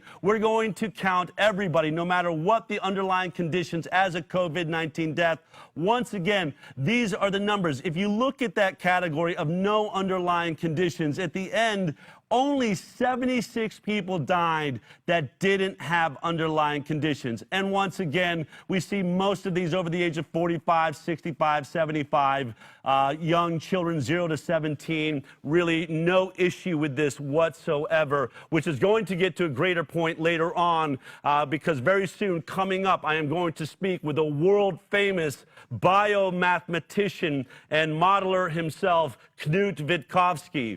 But before I do, before we get to that, and talk about, how these numbers are being manipulated and what do they actually mean. And by the way, if all of these numbers are going down, aren't we all asking ourselves, when is this lockdown going to end? What do you need to see? What are we waiting for? That's going to come up. You're going to get answers to that, at least from a top world mathematician here in just a little bit. But first, I want to talk about something we really started discussing last week, which is here on the High Wire, we present you with the facts. If you watch the High Wire, all you have to do right now is type in ICAN if you're watching this on Facebook, and we're going to provide you with the data and the links to the information that we're sharing with you, at least all the information we can fit onto that bot. If you want to be a recurring donor, that would be really great, because at the end of every week, everybody that is a recurring donor, we're asking people to give us $20 for 2020 to be able to do the work that we're doing, not funded by pharma, not funded by any government agency. Donate $20 a month, just like you do for Netflix or anything else, and help us do this work. We're hiring researchers all around the world that are bringing you the best information you have found anywhere in America, so help us do that. But even if you're only donating 50 cents or $1 a month, if you're a recurring donor, everything we are sharing with you, all of the videos, all of the links will be presented to you at the end of every week with a newsletter. So join us, join the High Wire team investigating. We are all in this together, and many of you are reporting to me, sending in emails that help us find these breaking stories as they're going on. But that's how we do the news. We make sure that we're getting the truth. We're showing you the real numbers, the real graphs. Meanwhile, on mainstream, we are still seeing manipulations. We are seeing what Donald Trump could easily describe as fake news. In one instance this week, we watched CBS reporting a nurse putting out that a nurse had come forward crying, saying, I had to leave my hospital. There's not enough PPE, not enough mask and protection to protect me. Put out by CBS there. And we only find out because I believe it was Reddit went and did an investigation that she actually had left her job in that hospital. Oh, this is the Federalist. I'm sorry, the Federalist did it. CBS News posts fraudulent video of ICU nurse crying over poor working conditions. The truth was she had left the job a year earlier. We also saw a video piece that was trying to, again, promote the dangers. Even though we're showing you the numbers are going down, mainstream media is still trying to hype up your fear. And in one little piece of the video, they're showing you an ICU where someone's being intubated. I think we have a piece of that video. Take a look at this. The New York governor today begged President Trump to send help now, saying he'd been forced to buy ventilators from China because it was like bidding on eBay to secure enough in his own country. Overwhelmed hospital workers, he says, deserve more. Now, they're probably counting on the fact that that went whipping through there really quickly, but most of you could have paused it. And if you did, or if you saw some of the reports on this, that's a mannequin laying there. They're literally using footage of a mannequin on a story about ventilation and how New York needs ventilators. And then it ends up being a shot of a mannequin. I mean, these are the types of things and manipulations. Reuters is the one. Here's the one that Reuters calls it out. Partly false claim. Video shows doctors operating on a dummy to exaggerate extent of coronavirus crisis. But I think perhaps for me, one of the most sort of egregious, if not untrue, certainly a manipulation of the truth took place, and I believe was an attack on chloroquine. Remember, trials going on all around the entire world and in this country, in New York, doctors coming forward saying that, you know, they're having so much success with chloroquine in their own trials, some of them anecdotal, some of them actually in trials, but there's still this attack upon chloroquine by the press, and I think that's what this headline was really all about. This was Huffington Post. Donald Trump has staken hydroxychloroquine drug maker. This is a report. The president has repeatedly touted the anti-malarial drug as a coronavirus treatment despite a lack of medical evidence. So I've never seen anything like it. I've told you that we know that mainstream media is funded by the pharmaceutical industry. 50 to 70% of all advertising, those ads for plaque psoriasis and everything else going wrong with you and a drug that can help you is what is funding your news anchors. But now when they're going actively out of their way after a drug, it's the first time I've ever seen anything like it. It makes you wonder why. And in this case, many people may think they were going after Donald Trump, but why is that your story when we're hearing doctors still reporting things like this week when it comes to chloroquine? What we're finding clinically with our patients is that it really only works in conjunction with zinc. So the hydroxychloroquine opens the zinc channel, zinc goes into the cell, it then blocks the replication of the cellular machinery. So it has to be used in conjunction with zinc. We are seeing some clinical responses in that regard. There are people that take it regularly for other disease processes. We have to be cautious and mindful that we don't prescribe it for patients who have COVID that are well. It really should be reserved for people that are really sick in the hospital or at home very sick that need that medication. Otherwise, we're going to blow through our supply for the patients that take it regularly for other disease processes. But what you're saying is you're prescribing it and it is working for COVID-19 patients. Every patient I prescribed it to has been very, very ill, and within 8 to 12 hours, they were basically symptom-free. And so clinically, I am seeing a resolution. That mirrors what we saw in the French study and some of the other studies worldwide. I mean, amazing. Is it shocking to you when you have doctors reporting? We've been reporting on this for almost 2 months now, that chloroquine is showing has hopeful signs, and now we're getting more details that it's the addition of zinc, that chloroquine appears to be opening up the cells so that zinc can get in there. Donald Trump repeated those points. Why is the media then trying to make a deal out of Donald Trump being invested in chloroquine? My understanding is it's a $6 pill, and we're talking about something that, as Dr. Neuenschwander maybe you use over 5 or 6 days, but you know, it's a question, and you know, if the president is invested in this, then we should want to know. I want to bring in a great filmmaker, an incredible journalist, Mike Cernovich, who made the movie Hoax, that was about exactly these types of issues, an embellishment of the truth. In some ways, some call it fake news. Mike, you've been watching this whole thing over these last several weeks. What's going on in your mind as we're watching these headlines? Well, we're learning more than ever that you have to look behind the headlines. You can't just trust what they say. For example, the New York Times reported that Donald Trump had a financial interest in a pharmaceutical company that made chloroquine. And I go, well, that's interesting. I wonder what that is. And then I went through and pulled up Trump's financial disclosure and then the prospectus for the mutual fund that he owned. And you realized it's maybe $100, maybe $200, some kind of trivial amount. And so what's frustrating wait. Take to it me back. about, Take it back. Are you telling me there are headlines about the fact that there may be a vested interest of our president, that he is only talking about chloroquine because he has an investment in it? And run those numbers by me again and how you found them? Sure. So the New York Times wrote this big article that trended on Twitter, top story, blockbuster, the Orange Man, Orange Man is bad, we got him again. And in it, they said that he owned a stake in Sanofi, which is a French pharmaceutical company. And I thought, wow, okay, that's interesting. And people are going nuts. I can't believe it. People that I respect, by the way. This was sent to me, too. Yeah, people that I'm like, wow, this is a credible person. Lawyers that if my life were on the line, I would hire. And I'm like, okay, I wonder what's really going on. I'll look into it. And then I go, well, let me find Trump's financial disclosures. And it turns out the disclosures will give a range of what he owns. And it said that he owned between $1,000 and $15,000 in a Dodge and Cox mutual fund. I'm like, okay, so at most he owns 1,000 to 15,000. Oh, here we go. Yep. And then I went to the Dodge and Cox prospectus for that fund, and 2.9% of that fund is invested in the stock of the company that makes chloroquine, which, by the way, is generic. So there's a whole rabbit hole you go down. But if you just look at the very numbers, you're talking about Trump indirectly, at most, owns a couple $100 in the maker of chloroquine via a mutual fund that nobody knows what's in your mutual fund anyway. Right, nobody does. Right, and then when you go further down the rabbit hole, you realize it's generic drug anyway. The pharmaceutical maker has been giving it away. They've been giving everything they can anyhow. So we're talking, $10, $20, $30.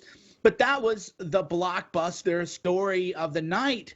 And as so often happens, every time you look behind a story, you're just, what is this? There's nothing behind it. And it's not like the news is want for dramatic stories to tell to try to get you to tune in, right? I mean, there is plenty of drama out there. What this says to me is either a team of people or at least one very dogged reporter went so far out of their way on a mission to try to find some connection to chloroquine, which says to me, Mike, someone is sending them on that mission, right? Someone is saying to the media, we've got to knock down this chloroquine thing, so see if you can find some connection between Donald Trump. And you and I are both reporters. This is how this works, right? This is what this tells us. Behind the scenes, someone's got it out for chloroquine. Am I wrong?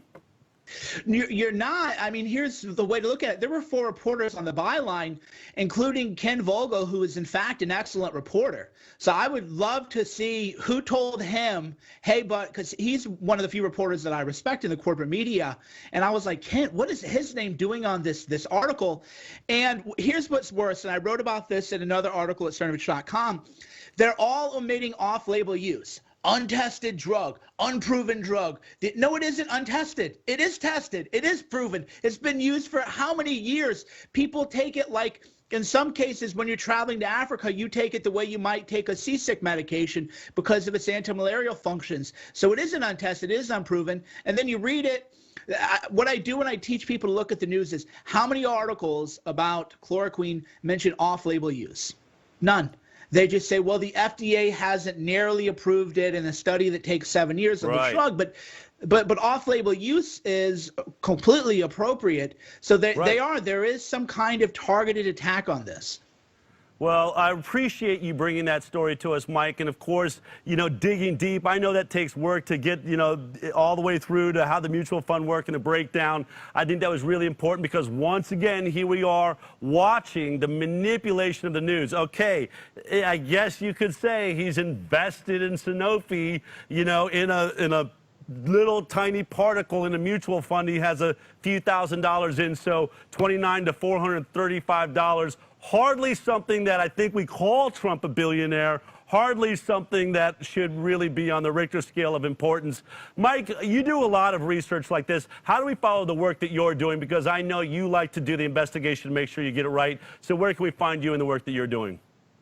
Sure. So I just released a movie, Hoaxed Movie, which covers the whole history of media as propaganda. We talk about everything from how wars have been started to the modern narratives that we see that often end up not being true. And we talk about it philosophically and broad-based, but we use specific stories. So, for example, if we were doing a sequel to Hoaxed, we would talk about this chloroquine story. We would talk about how the media, they mislead you, how they leave out material information, how they spin things way out of context to make things look that much worse than it already is, which, as you guys all know, I've done reporting on SB 76 in California. That's how I kind of found my way into, your work. Is I've just been reading reporting that was talking about people like they were just monsters. And I thought, well, okay, there's monsters meeting in California and Sacramento. I might as well get on a plane. That's and, a news story. Meet them. Yeah. And that's what led me into this world is you read about the whole group of people who are demonized. And now what's so amazing is that same group of people is being demonized about coronavirus, which came from China, but already people are trying to blame the people that they, the vaccine people or whatever, the terms that they use, the slurs. Yeah. And I'm like, what are you talking about? There's no vaccine even yet. There's not even a debate to be had, but they're already like, we're going to tee up on these people who have nothing to do with this virus. China does. And so my reporting is, whenever you tell me these people are the worst of the worst, I'm like, well, okay, then that's where I want to go. I want to meet those people, because and that's what you notice too, because you've done reporting too, is your background's reporting is, that's where the stories are. Yeah. And now so much of the news is not about the people being reported on. So much of the news is like meta news, where you have to debunk all of the stories that the news is telling you about these other people. Right. People you don't meet, ER rooms you're not in, images from other countries being placed in as though they came from here. Mike, thank you for that great report. And, hopefully we can get you on more often. It's been a lot of fun, and certainly great to see the actual numbers. So keep up the good work, and hopefully everyone out there, I think I've watched Hoax. It's a great film, and it really does lay out the tricks that they use in the media. I used to be in that media, remember. I worked for the Doctors television show. I won an Emmy Award, though I felt very ethical in most of what we did on that show. I'm very, very proud of. There are tricks and things that are used to try and heighten the sensation, and sometimes we're a little bit outside of where the facts may be. So take care, Mike. Keep up the good work. My pleasure.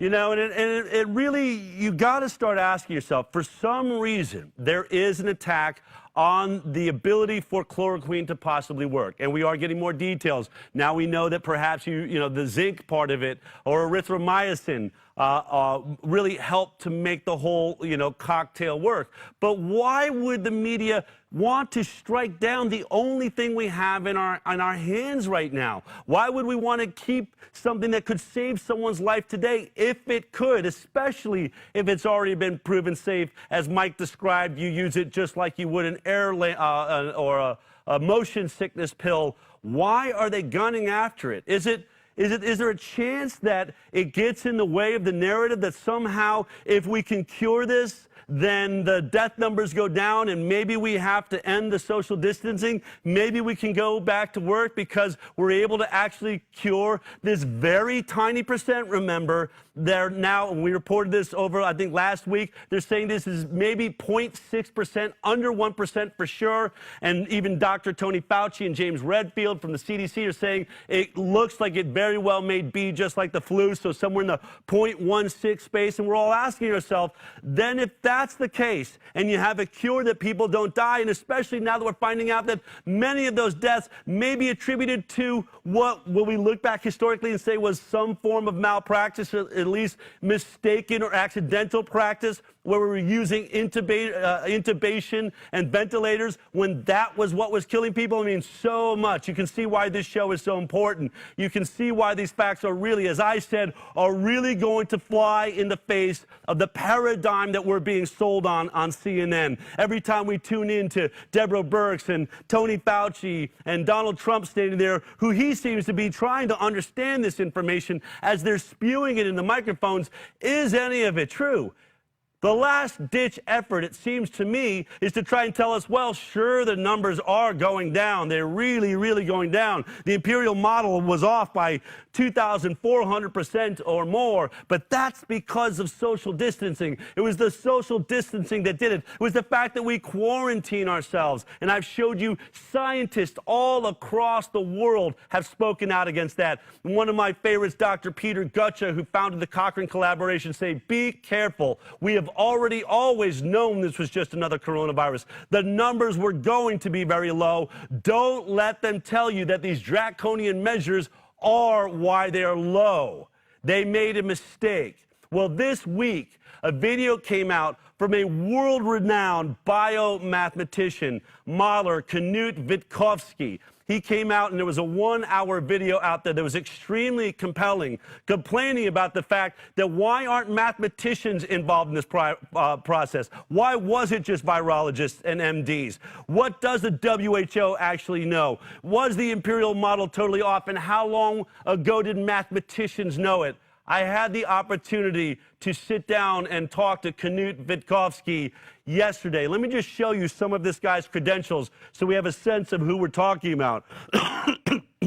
This is the founder of Asdera, former head of biostatistics, epidemiology, and research design, Center for Clinical and Translational Science at the Rockefeller University, former senior research associate, biometrician, consultant of the New York Academy of Medicine, associate HIV Center for Clinical and Behavioral Studies, guest researcher, Centers for Disease Control, DCS, Medical Biometry, University of Tübingen, and PhD Computer Science, University of Stuttgart. This guy has more letters around his name and background. That's why what he is saying really, really is so powerful. And it is aligning with, as I told you, there is no longer scientific consensus in the world. And there is certainly not mathematical consensus. And that's what I got to when I sat down and had this conversation with Knut Wittkowski. I hope you enjoy it. You better be ready to take notes. Grab your pen, grab your paper. I think you're about to get a huge dose of what sounds a lot like sense. I want to thank you for taking the time. My pleasure. You're kind of an immediate internet sensation right now. You wrote a paper recently discussing what you think might be a better approach to COVID-19. Currently, we are all locked down around the world, different variations of it. I think Sweden is the only nation I know of that actually, has avoided any sort of form of lockdown. Mm-hmm. But in your paper, you described what you thought would be the best approach. Could you go ahead and explain that to me? How do you think we should be dealing with COVID-19? Well, we shouldn't really deal with it. We should just let nature take its course. And the only thing we should do is we should try to make sure that the elderly and the vulnerable don't get in contact with people who could be infected. So they should isolate until the whole thing is over, and that shouldn't take more than 4 weeks. There is no evidence around that doing any of these antisocial separation or prohibition or whatever you call it has any effect on the epidemic. With one exception, it flattening the curve, what people try to do, is broadening it. And that means it takes more time. And if it takes more time, in the end, you are putting more people at risk because nobody can, for extended periods of time, follow these draconic strategies or measurements. I'm not against the quarantine if there's really, truly a deadly epidemic for some reason sweeping the planet, but we need to right that ship once we've discovered that the death rate's not what we thought it was going to be. Would you agree with that point, or do you think, was there enough of a panic up front to sort of start a lockdown? Very early on, yes. Very early on, we didn't know anything. But now we have already seen the epidemic in the United States taking half of its course, so it has already peaked. And about 12,000 people have died. Make it another 12,000, that would be 24 or 25,000. That would still be lower than the average number of people dying during a regular flu season.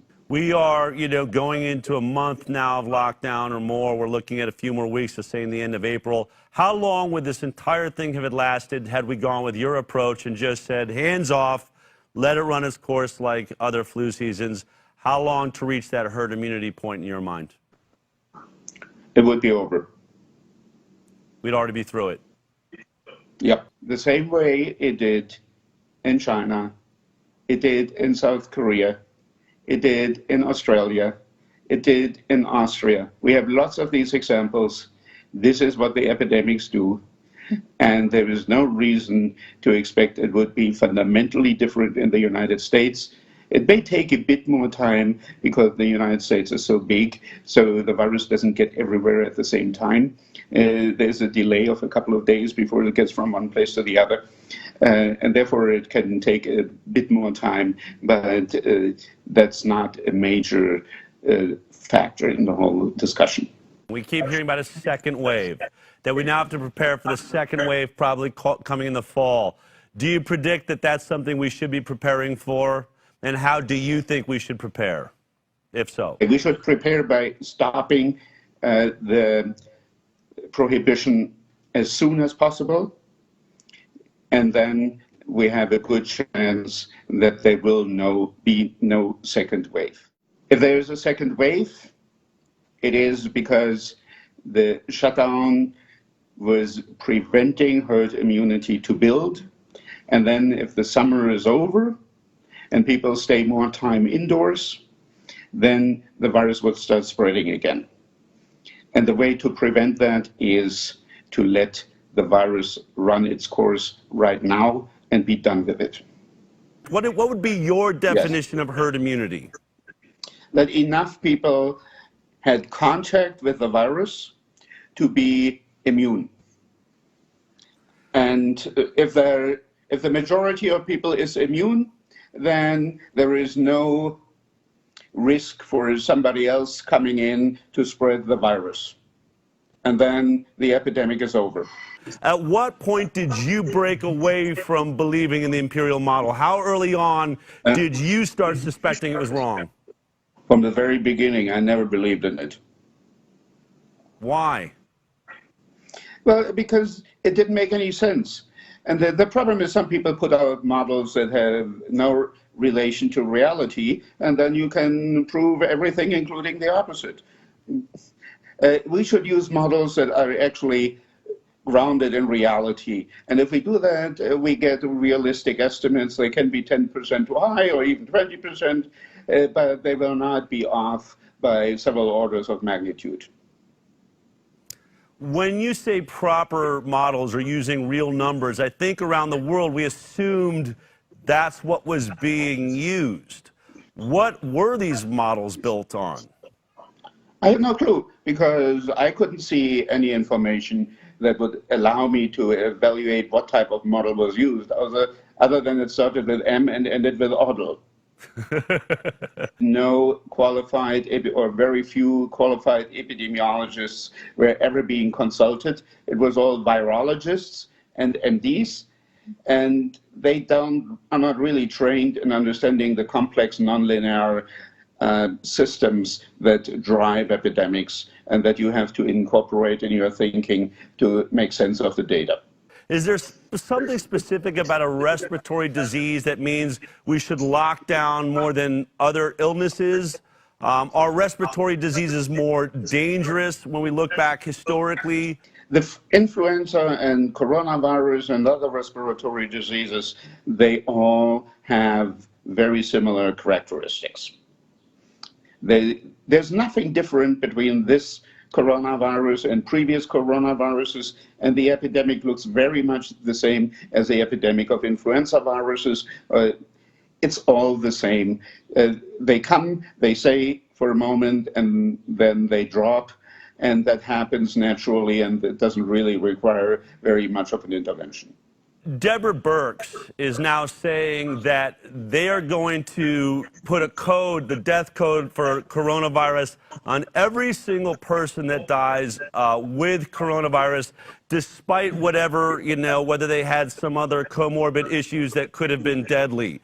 Does that make the job harder for someone like you? Does that hurt our ability to really figure out what happened here if we're coding everything as COVID, even if there's a potential they died of a heart disease or a diabetes or something that was surely going to kill them otherwise this year? Yes, it makes it much more difficult. It's one of the two things that make it difficult. The other thing that makes it difficult is when people are changing the strategy of collecting data in the midst of an epidemic, or changing the definition in the midst of an epidemic. Immediately following that, you see a huge spike or drop or some other change that has nothing to do with the epidemic, only with the reporting system. So when we're looking at these graphs, we do see these dramatic spikes at times, or it goes up, or these high points. Is that naturally how viruses work? Do we see things spike and then they go down and come back for a while? No, nature doesn't jump. Darwin said that. Nature doesn't jump. Epidemics go smoothly. They incline, They peak and they decline, and they don't jump back and forth all the time.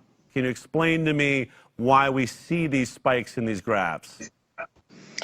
Well, if somebody finds, I said that before, a shoebox with reports that should have been reported and wasn't, and then sends the shoebox in, or scans the data or whatever, then suddenly there's a spike. Makes sense. Or if suddenly one day you say this is the official code and everybody goes and grabs all their logs and then codes it, we could see a spike there too. Yes. And we have seen that happen. We have seen that happening in China originally.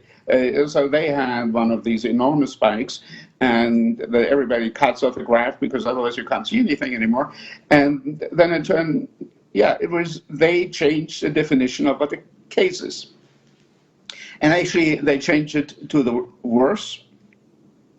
And that's now being incorporated into many other strategies, including into what the CDC now advises people, that there should not be a test and an examination whether it was actually the virus that contributed to the death.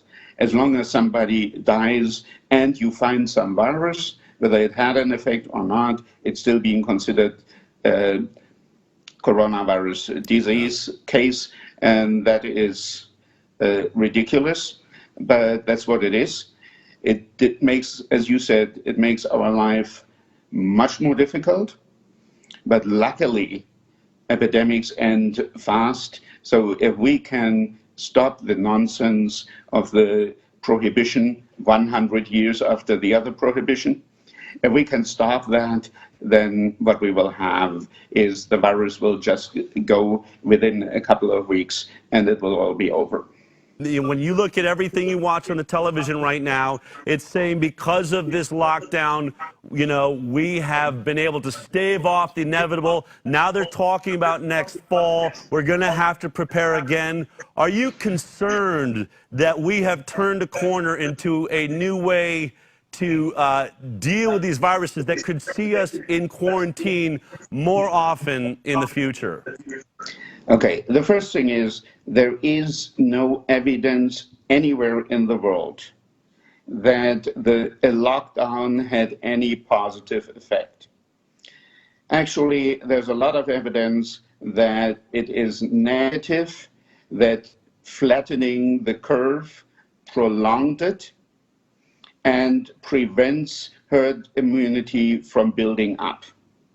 And if herd immunity is not building up, then whenever you stop the intervention, you see the epidemic do what it couldn't do before, and that is you see the number of infections or the number of cases rising again. Not as high as it before was, but it would rise again, and then people get scared again, and they start the same thing over again. And this is how you create these rebounds and these waves, and you can keep it going for a year or more just by reinstating doing these lockdowns.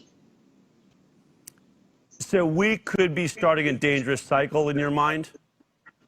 Oh, if we hadn't done this, it would be over. When I look at Tony Fauci and I look at Deborah Birx, when I see Bill Gates out there saying things like he wants to lock us down hard for 10 more weeks or something, or that we're going to have to keep using these measures, when you're living in this country, what is your thought about that approach? And are you shocked more scientists aren't stepping up to say we need to stop this? I'm not shocked. Many of my colleagues are mathematicians, and they're not necessarily the people who like to talk to the media. So that's one of the problems that we have. So I shouldn't just blame other people. I think I should blame my own profession too. But other than that, politicians should listen to scientists who actually know something about the subject matter that is involved in their decision making. But what I don't understand is why politicians, starting with our president and the New York mayor, until a particular day, what they say makes perfect sense. The president said, this is a flu. The mayor of New York said, closing schools doesn't make any sense. And then it took them the next day, well, different days, but the next day after they said one thing, they made a 180-degree turn and said, okay, let's shut down the whole economy and let's shut down schools in New York. So why do politicians who have been saying the right thing for quite some time, from one day to the next, suddenly change their mind? I have no clue. You know, I thought at the time Donald Trump was saying this looks like a flu. It looked like a flu to us also, and my team of scientists and mathematicians that I'm working with. But I have to imagine when the head of your health department, or Dr. Tony Fauci, who has been the head of NIAID for, multiple decades, says to you, Mr. President, you're wrong on this. People are going to die. When we're looking at the numbers, we're looking at the potential that millions could die. How does a politician override that type of statement? I mean, that would take, either a personal education we didn't know about or, a really strong sense of opinion, wouldn't it?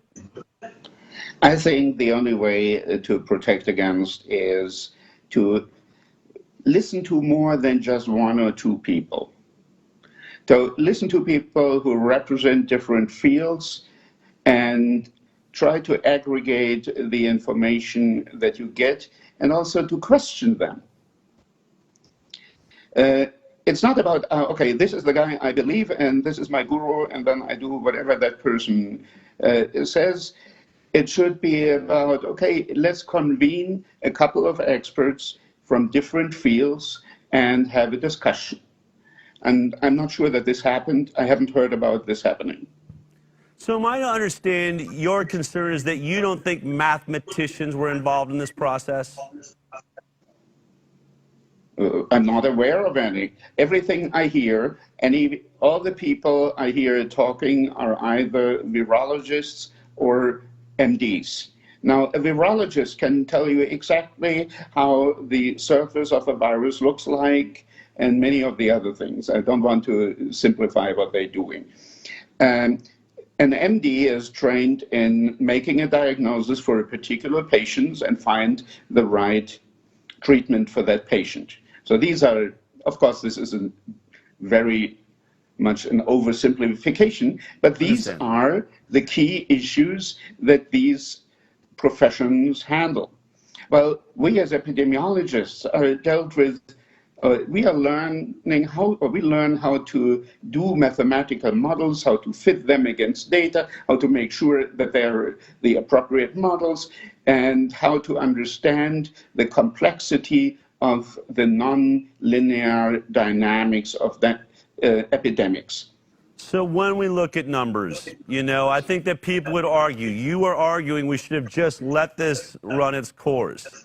And I'll tell you that even on this show, which I know you haven't watched the episodes we've done, it does appear there is a small group of people that are having a very dramatic effect with this illness. And the concern was overrunning New York hospitals.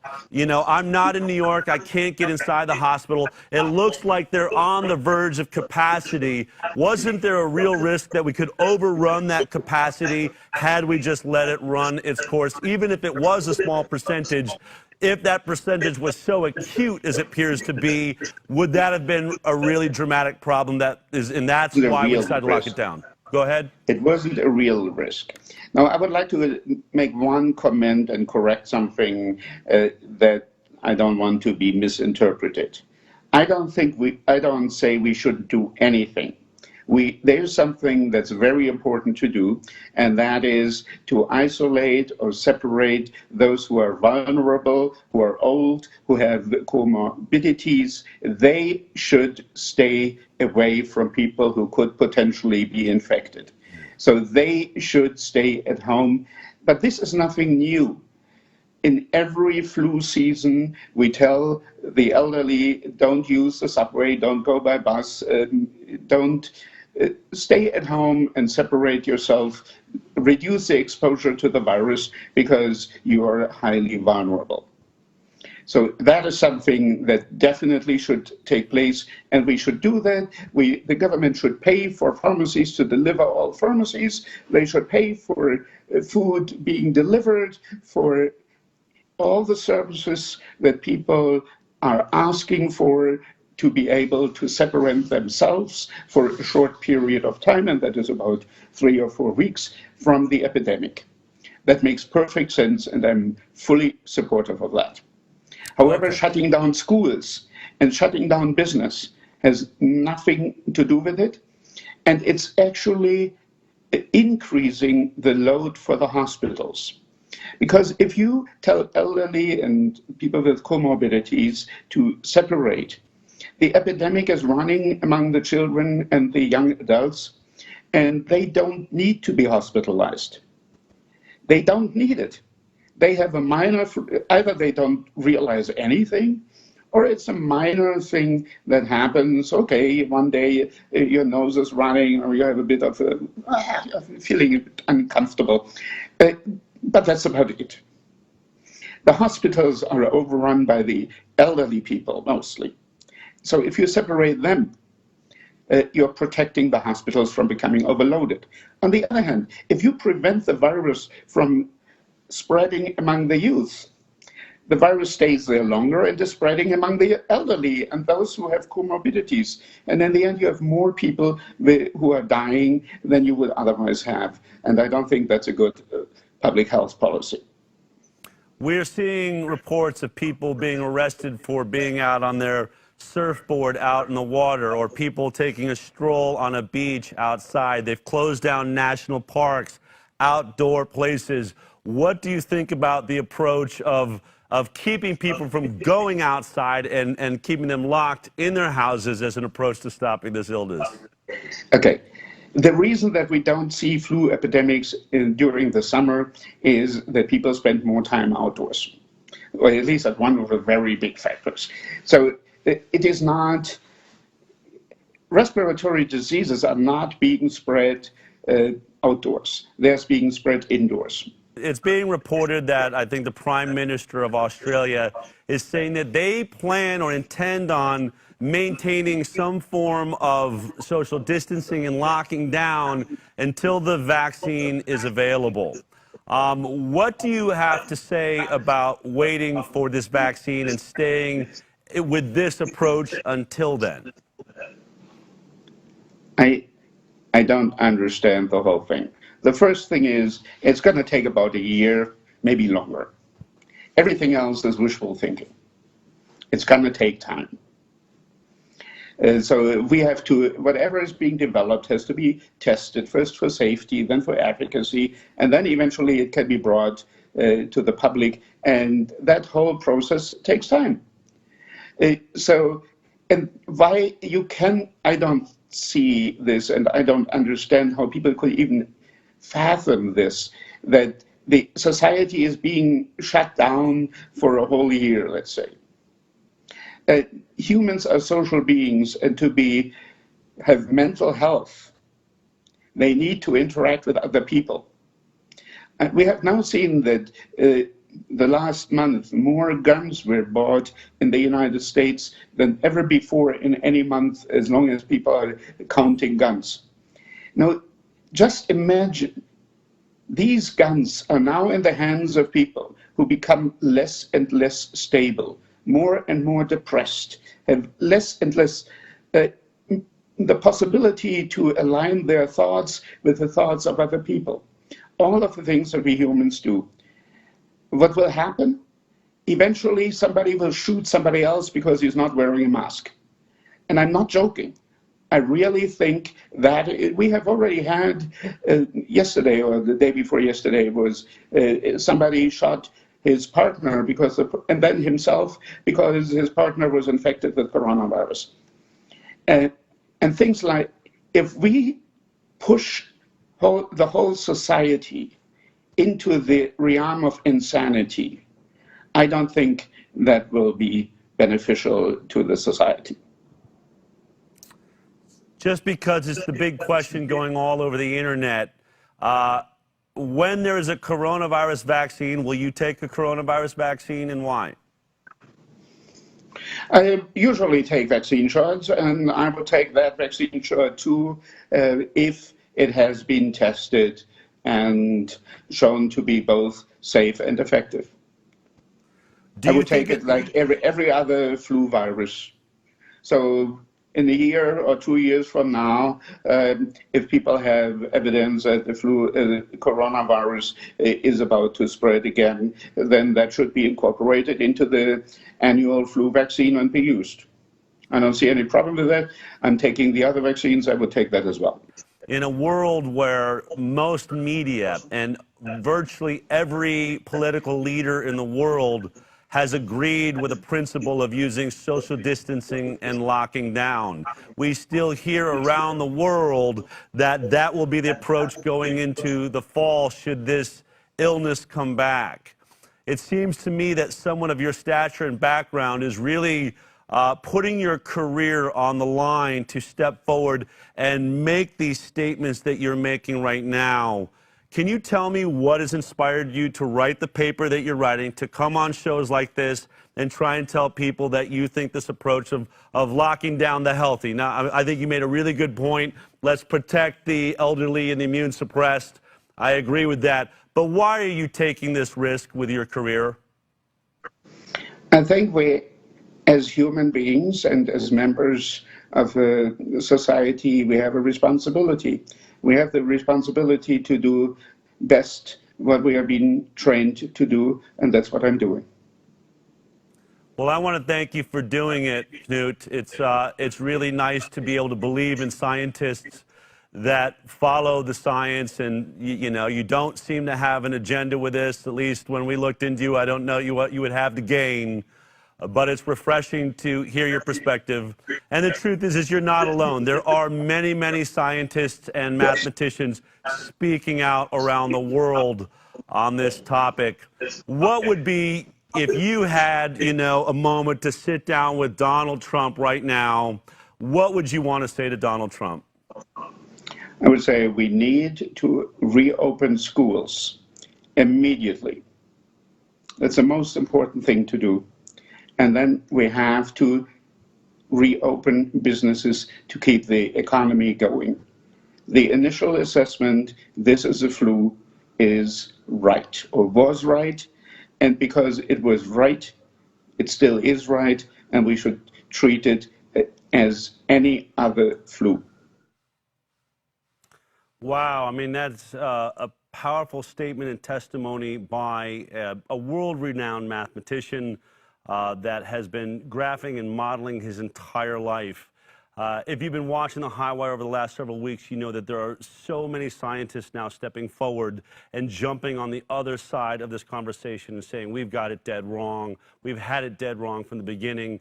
The things that Knut's saying are so powerful. When I think about what he's describing as he said a lockdown is only preventing herd immunity from building up in many ways. And the conversation that I think we all really need to start having, and by the way, you can see how dangerous this show is right now. I mean, I don't know if this is going to stay on Facebook and YouTube. So please remember, if you like the information you're getting and you want to keep hearing from world-renowned scientists, then if you're on YouTube right now, will you go ahead and subscribe? That'll help us promote through YouTube while we exist there.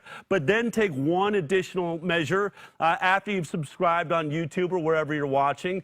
Go ahead then and go to our website, thehighwire.com/watch, and sign up to our email list so you'll always be able to find us and this information because it's critical. Now let's get into, I want to get into the details of what Knut was covering in his paper. You heard a lot about his opinion. I didn't have him in studio, so he couldn't go over the graphs. But when you look at the paper that he put out challenging this idea, this is it, the first 3 months of the COVID-19 epidemic, epidemiological evidence for 2 separate strains of SARS-CoV-2 viruses spreading, and implications for prevention strategies by Knut M. Wittkowski. This was his paper, and in it some really, and you, again, we will get you those details. If you're a recurring donor, it's going to be in your newsletter. If you type in ICAN right now on Facebook or you text us at 33222, we'll try to get you all this information so you can read the paper yourself. But here is the conversation now we are facing here in America and around the world.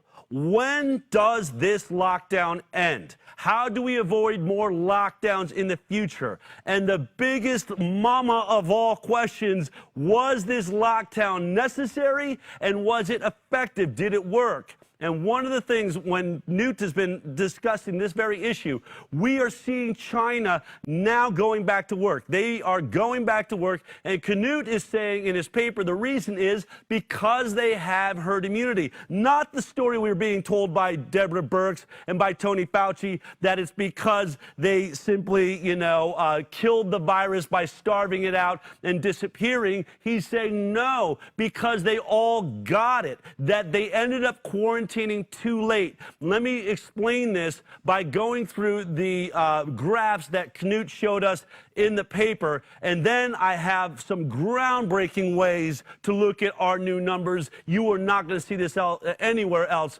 Let's take a look up on the board over here, okay?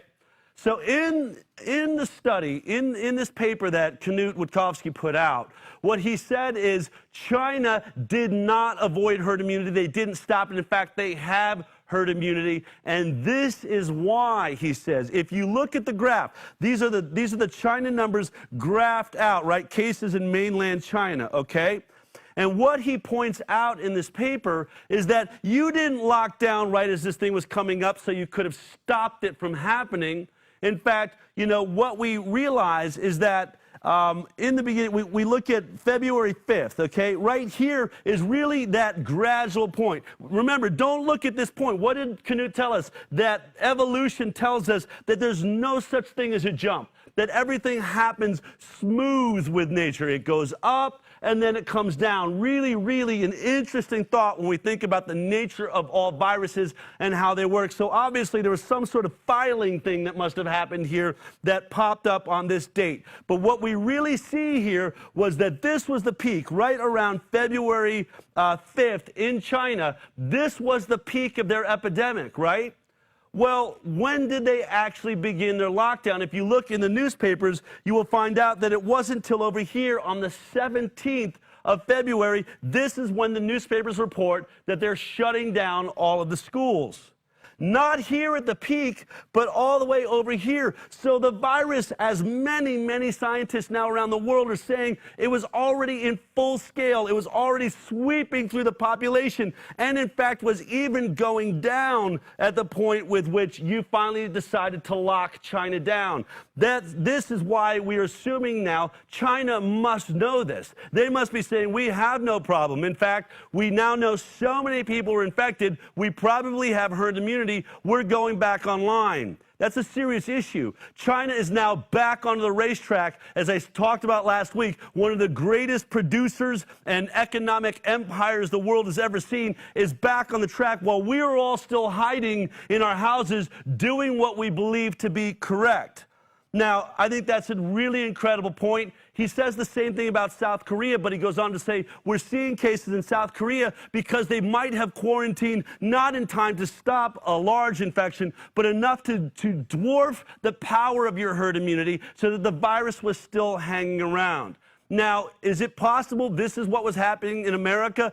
Can we say these numbers are so low or the death rate is so low because social distancing or quarantine worked? Here's something I want to point out to you that is also discussed in Knut's paper, that we are now backdating what we know to be true about when people were infected. Remember, we are hearing in science all around the world that they believe that there's a 14-day incubation period. The moment where you're asymptomatic and don't know you have it until we start seeing your symptoms arrive, okay? So when that's graphed out, let's look at China with that graphed out because it shows us something very important. Okay. This, what you're looking at now, is the date of reporting in China. We just showed you, but we're graphing it out in a different way here, right? This is the date that was reported. But what we recognize is this is when people were symptomatic. This is when we knew that they had the illness. But now we're recognizing that this is really just an echo of what took place. This is when the infection actually took place. which makes it even more clear as we go back that it was back in January that this thing had already spiked in China and hit the top of its line and was plateauing itself, not in February. So if you didn't lock down all the way until February 17th, obviously this thing was everywhere. We knew what it was doing. And this is what is really important, we believe, to start thinking about. And I think you're going to hear a lot more scientists talking about this. We are looking at the echo of what has already taken place. This is dangerous. All of our numbers and our thinking about this have been based in the echo, which means long after you were already infected. Now, we're not the only ones looking at this. In fact, if you go to the CDC's own website, remember, we were told that the 21st of January was the first case in America. But look what they're doing now. If you look, it says January 21st, but they're saying, you know, the impact moment or the moment of contact where you got the illness, look where they're listing it. They're now placing the first cases on the 14th. So the CDC is now backdating and showing this echo. They're saying, yes, this is what we knew, but you've got to go back 7 days. Now, that's a very conservative number, 7 days, especially when most of the scientific community is looking at perhaps a 14-day period where you're asymptomatic and don't know that you're now infected. But here's why this is important, and I need you to pay attention here, because this is modeling that I think you're going to start seeing more thoughts like this that are going to tell us a very different story. Since the CDC is backdating at the moment of, onset, not of actual infection, then we have got to say that all of these graphs have got to shift by 7 days. Why is that important? Let us show you the numbers at the CDC if we backdate it the 7 days. We take what they're saying and we go by the daily report. This is what this looks like.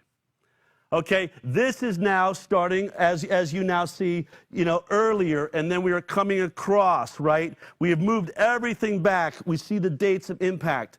Now, what this does is, what this shows you is, if we're looking at a 1-week incubation period, this was going up. We had all of these people that were being infected and having an onset. Well, right here, this right here is where we started talking about social distancing, meaning we're going to walk amongst each other, keep our 6-foot distance. That started taking place on the on the 16th of March, okay? This is when we did this. Well, look it. We were already at our peak. We were already right there. Remember, what we were looking at was over here, but we've now looked at the incident, not the shadow, not the echo over here. If we look at the real moment of impact, it looks clear that we had already, and these are all the real numbers. Look, it doesn't keep going up. Once we start social distancing, we've flattened out. And you know what this red line here is? This red line is when we started our lockdown, after we've already plateaued in the numbers. You see, these viruses work just like Knut said. It goes up. He said if we just left it alone, this thing would have just taken another couple of weeks, and then it would have gone away. And we would have this great bonus of herd immunity. But instead, we started messing with it once we'd already peaked, once it was already deep into our population. And then we used this other issue of locking people down. Now, let me be clear. When you're looking at this now, this green arrow is where we believe these numbers could change. Beyond here, these may go up because, remember, we're backdating 7 days. Much of this information is still coming in. Again, I have no agenda. I'm not trying to, do anything except show you what we are learning from these numbers. Now let's take a look at something different. This is 7 days. This is what the CDC is doing, is they're backdating 7 days. But what if we went by what most scientists around the world are saying? It's a 14-day incubation period. And then you can do models based on 12 days and 10 days and everything else. But let's look at the difference in the 14-day incubation period. This is what happens to your graph. At 2 weeks, we realize if we backdate and imagine that this is the moment of onset and the echo was over here, look what happens. This shows us that this is how many people, and by the way, you're seeing these articles come out of California right now. We're wondering if we got the dates right, if maybe people were infected earlier. Is that why we're seeing lower numbers? See, we had already plateaued. This thing was working itself out. And again, even more dramatically, if it is a 14-day incubation period, this is when we started social distancing long after we'd plateaued, still plateauing, and now, based on this graph, we might be going down before we even started the lockdown, because what we were seeing in New York is right here. And this explains in many ways why all of these models may be off, why just last week they said it's going to go on the incline, we're going into the dramatic effect. No, because you were looking at the wrong part of this. You were looking at the echo numbers of the infection numbers, not of the dates of onset. You see, good science does this a totally different way, and we're starting to move in that direction. Let me remind you, we don't know that it dropped before we got to the moment where we started to lock ourselves down, because after this green line, this data could still be coming in. We're still collecting this data. So these numbers may go up. They may get flat. We don't know. But what I'm trying to show you is, even though Cuomo and everyone around the world is saying, oh my God, we're going to run out of ventilators, the models are showing us it's going to keep going like this. It never did. It never did. And this might be explaining to us why. Now remember, Italy still saw its numbers going up after they locked down. We did not. Maybe we got in a little earlier. But here's the question. The question is, did we, in fact, hurt ourselves? Would we have stayed plateaued here, able to handle all of the people in the hospital? And by the way, right now, we might just be finally treating these people the right way and putting them on oxygen instead of ventilators and actually saving them instead of killing them. And if that was the case, then all that would really be happening, as Knut pointed out, is we would be having school children immune, people that are working having herd immunity. And when we think about herd immunity, if China has herd immunity now because they already got this thing, and all we did was keep us from getting to that herd immunity point, so that if Donald Trump opens it back up, we're all going to get infected again because it's still floating around, because all we did was destroy the possibility of herd immunity. Do you see the implications on a world scale that this is going to have? Do you see how bad it will be to have China ahead of us, back out and working and perfectly healthy, when we have to ask, are we going to just keep quarantining ourselves on and off? Remember what Knut said. The only reason we're going to have a second surge is if we did the wrong thing and stopped ourselves from getting to herd immunity. It almost sounds like that was the plan, to not have herd immunity. Interesting. I think I heard Dr. Fauci say exactly that. We go through multiple cycles of influenza. There's always a degree of background immunity in the population. I mean, that will ultimately happen if we get a situation where we get back to normal. Now, I hope we don't have so many people infected that we actually have that herd immunity, but I think it would have to be different than it is right now.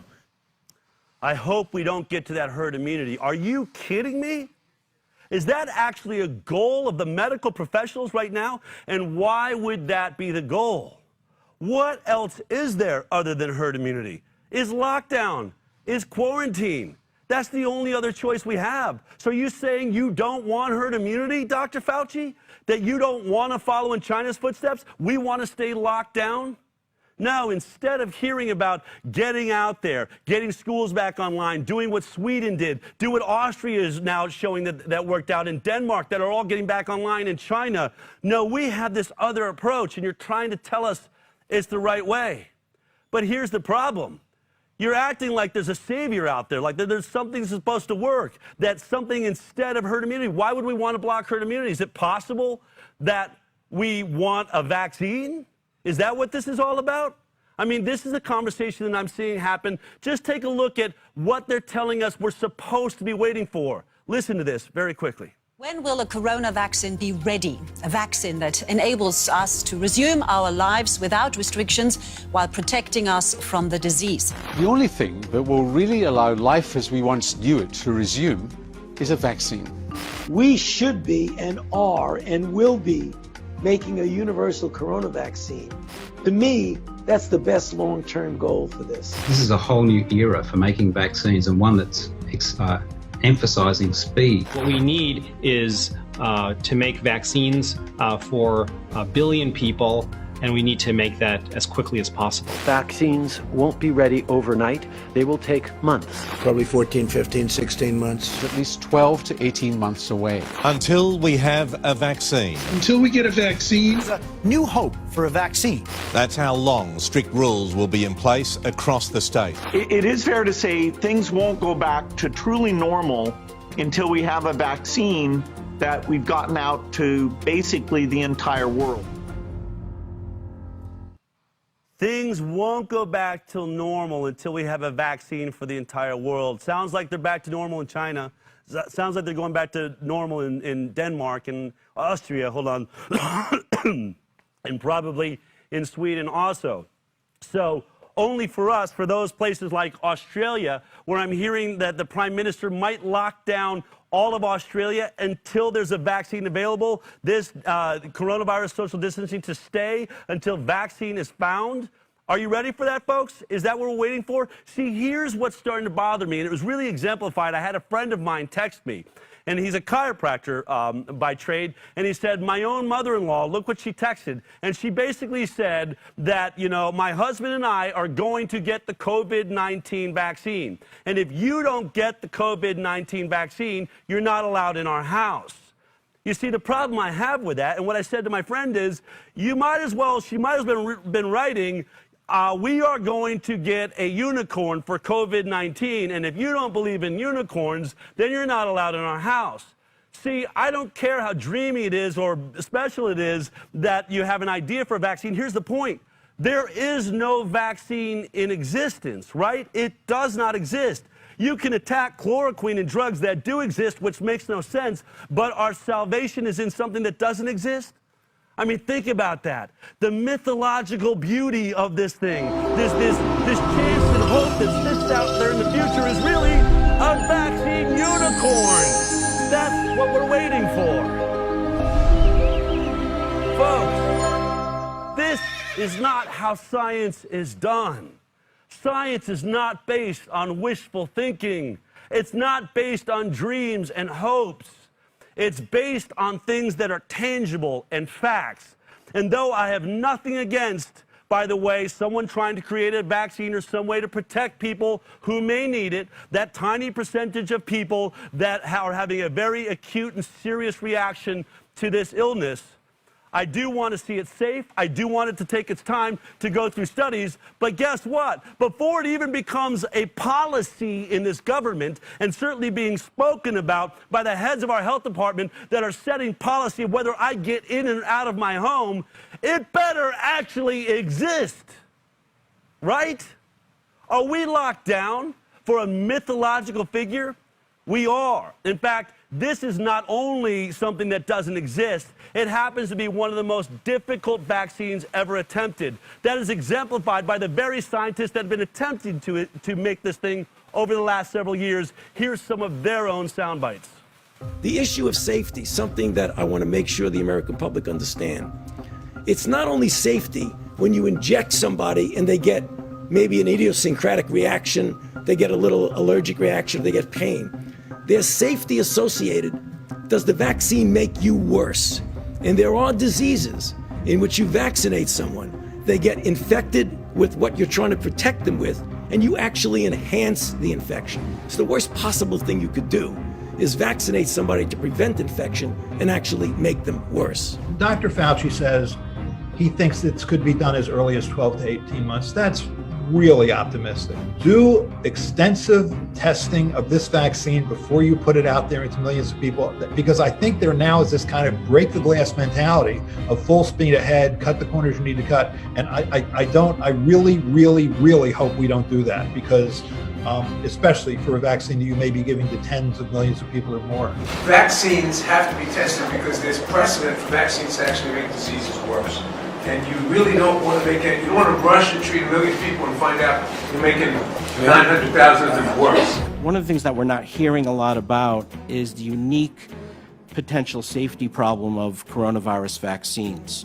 This was first found in the early 1960s with respiratory syncytial virus vaccines. Some of those kids who got the vaccine actually did worse and I believe there were 2 deaths in the consequence of that study. Because what happens with certain types of respiratory virus vaccines, you get immunized, and then when you get actually exposed to the virus, you get this kind of paradoxical immune enhancement phenomenon. And we don't entirely understand the basis of it, but we recognize that it's a real problem for certain respiratory virus vaccines. That killed the RSV program for decades. Now the Gates Foundation is taking it up again. But when we started developing coronavirus vaccines and our colleagues, we noticed in laboratory animals that they started to show some of the same immune pathology that resembled what had happened 50 years earlier. So we said, oh my God, this is going to be problematic.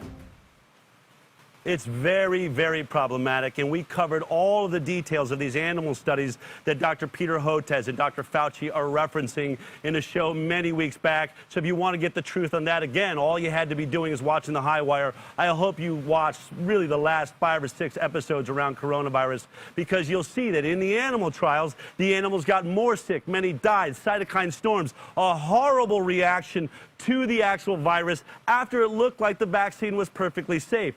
This is a serious problem. There's also another problem. Not only have most of scientists bailed out on making a coronavirus vaccine that we're now all waiting for, the vaccine unicorn, to show up, this is also the first ever mRNA vaccine using our RNA. This has been attempted now since the early 1990s. They have been trying to make a vaccine that uses a totally different approach. It doesn't just submit and trying to get antibodies. It tries to go into your cells. It tries to go in there and trick your cells into believing it's getting a messaging from the DNA through what's called the messaging RNA, that the DNA is telling it, create these proteins to protect yourself. Folks, they are spelunking into a place in the immune system they have never gone before, and they failed at it since the 1990s. So this is a very, very difficult situation. Almost as bad as that storm you can probably hear outside of the studio right now that's thundering and raining. So let me make this final point. Though it is perfectly noble, I guess, to sit at home and dream about unicorns and things that might save us in the future, I read a story just like that to my 6-year-old daughter last night. But that is not how science is done. That is not how you run world economies. It is certainly not how you handle the United States of America. We cannot wait for a unicorn. And what happens if the unicorn finally arrives and it looks more like this?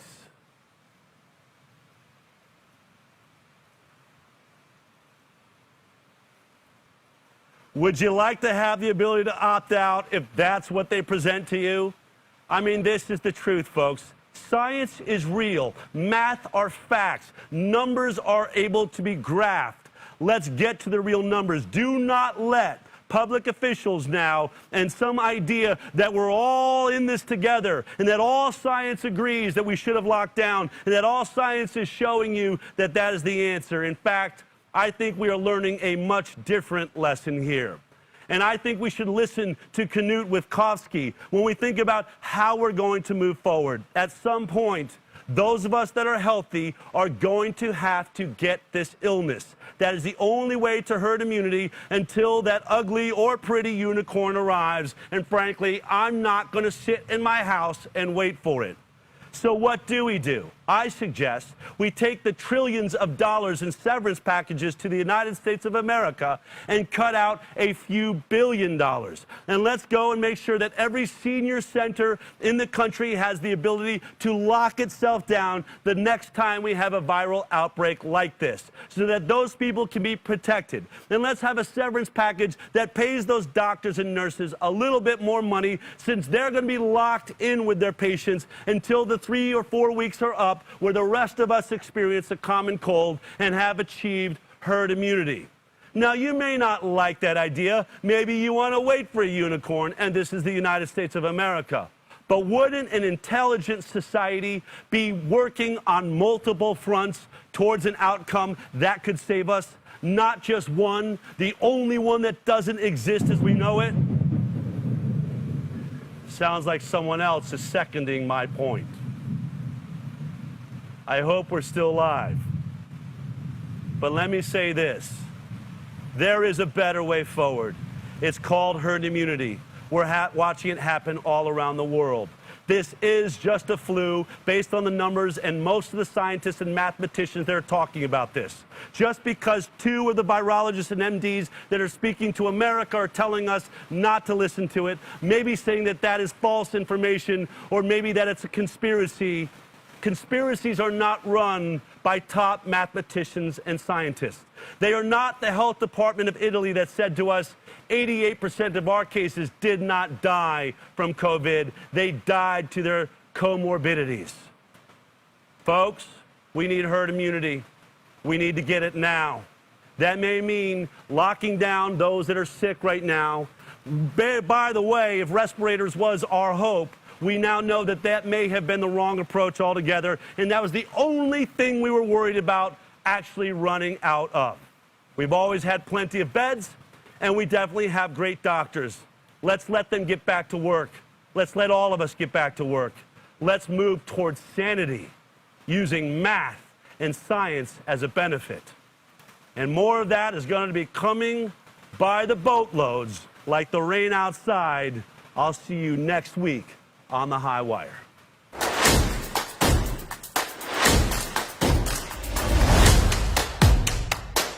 Thanks for watching, and thank you for being a High Wire insider. Be sure to share this show with your friends on Facebook, YouTube, Periscope, and Instagram, because knowledge is power, power is freedom, and we need all we can get.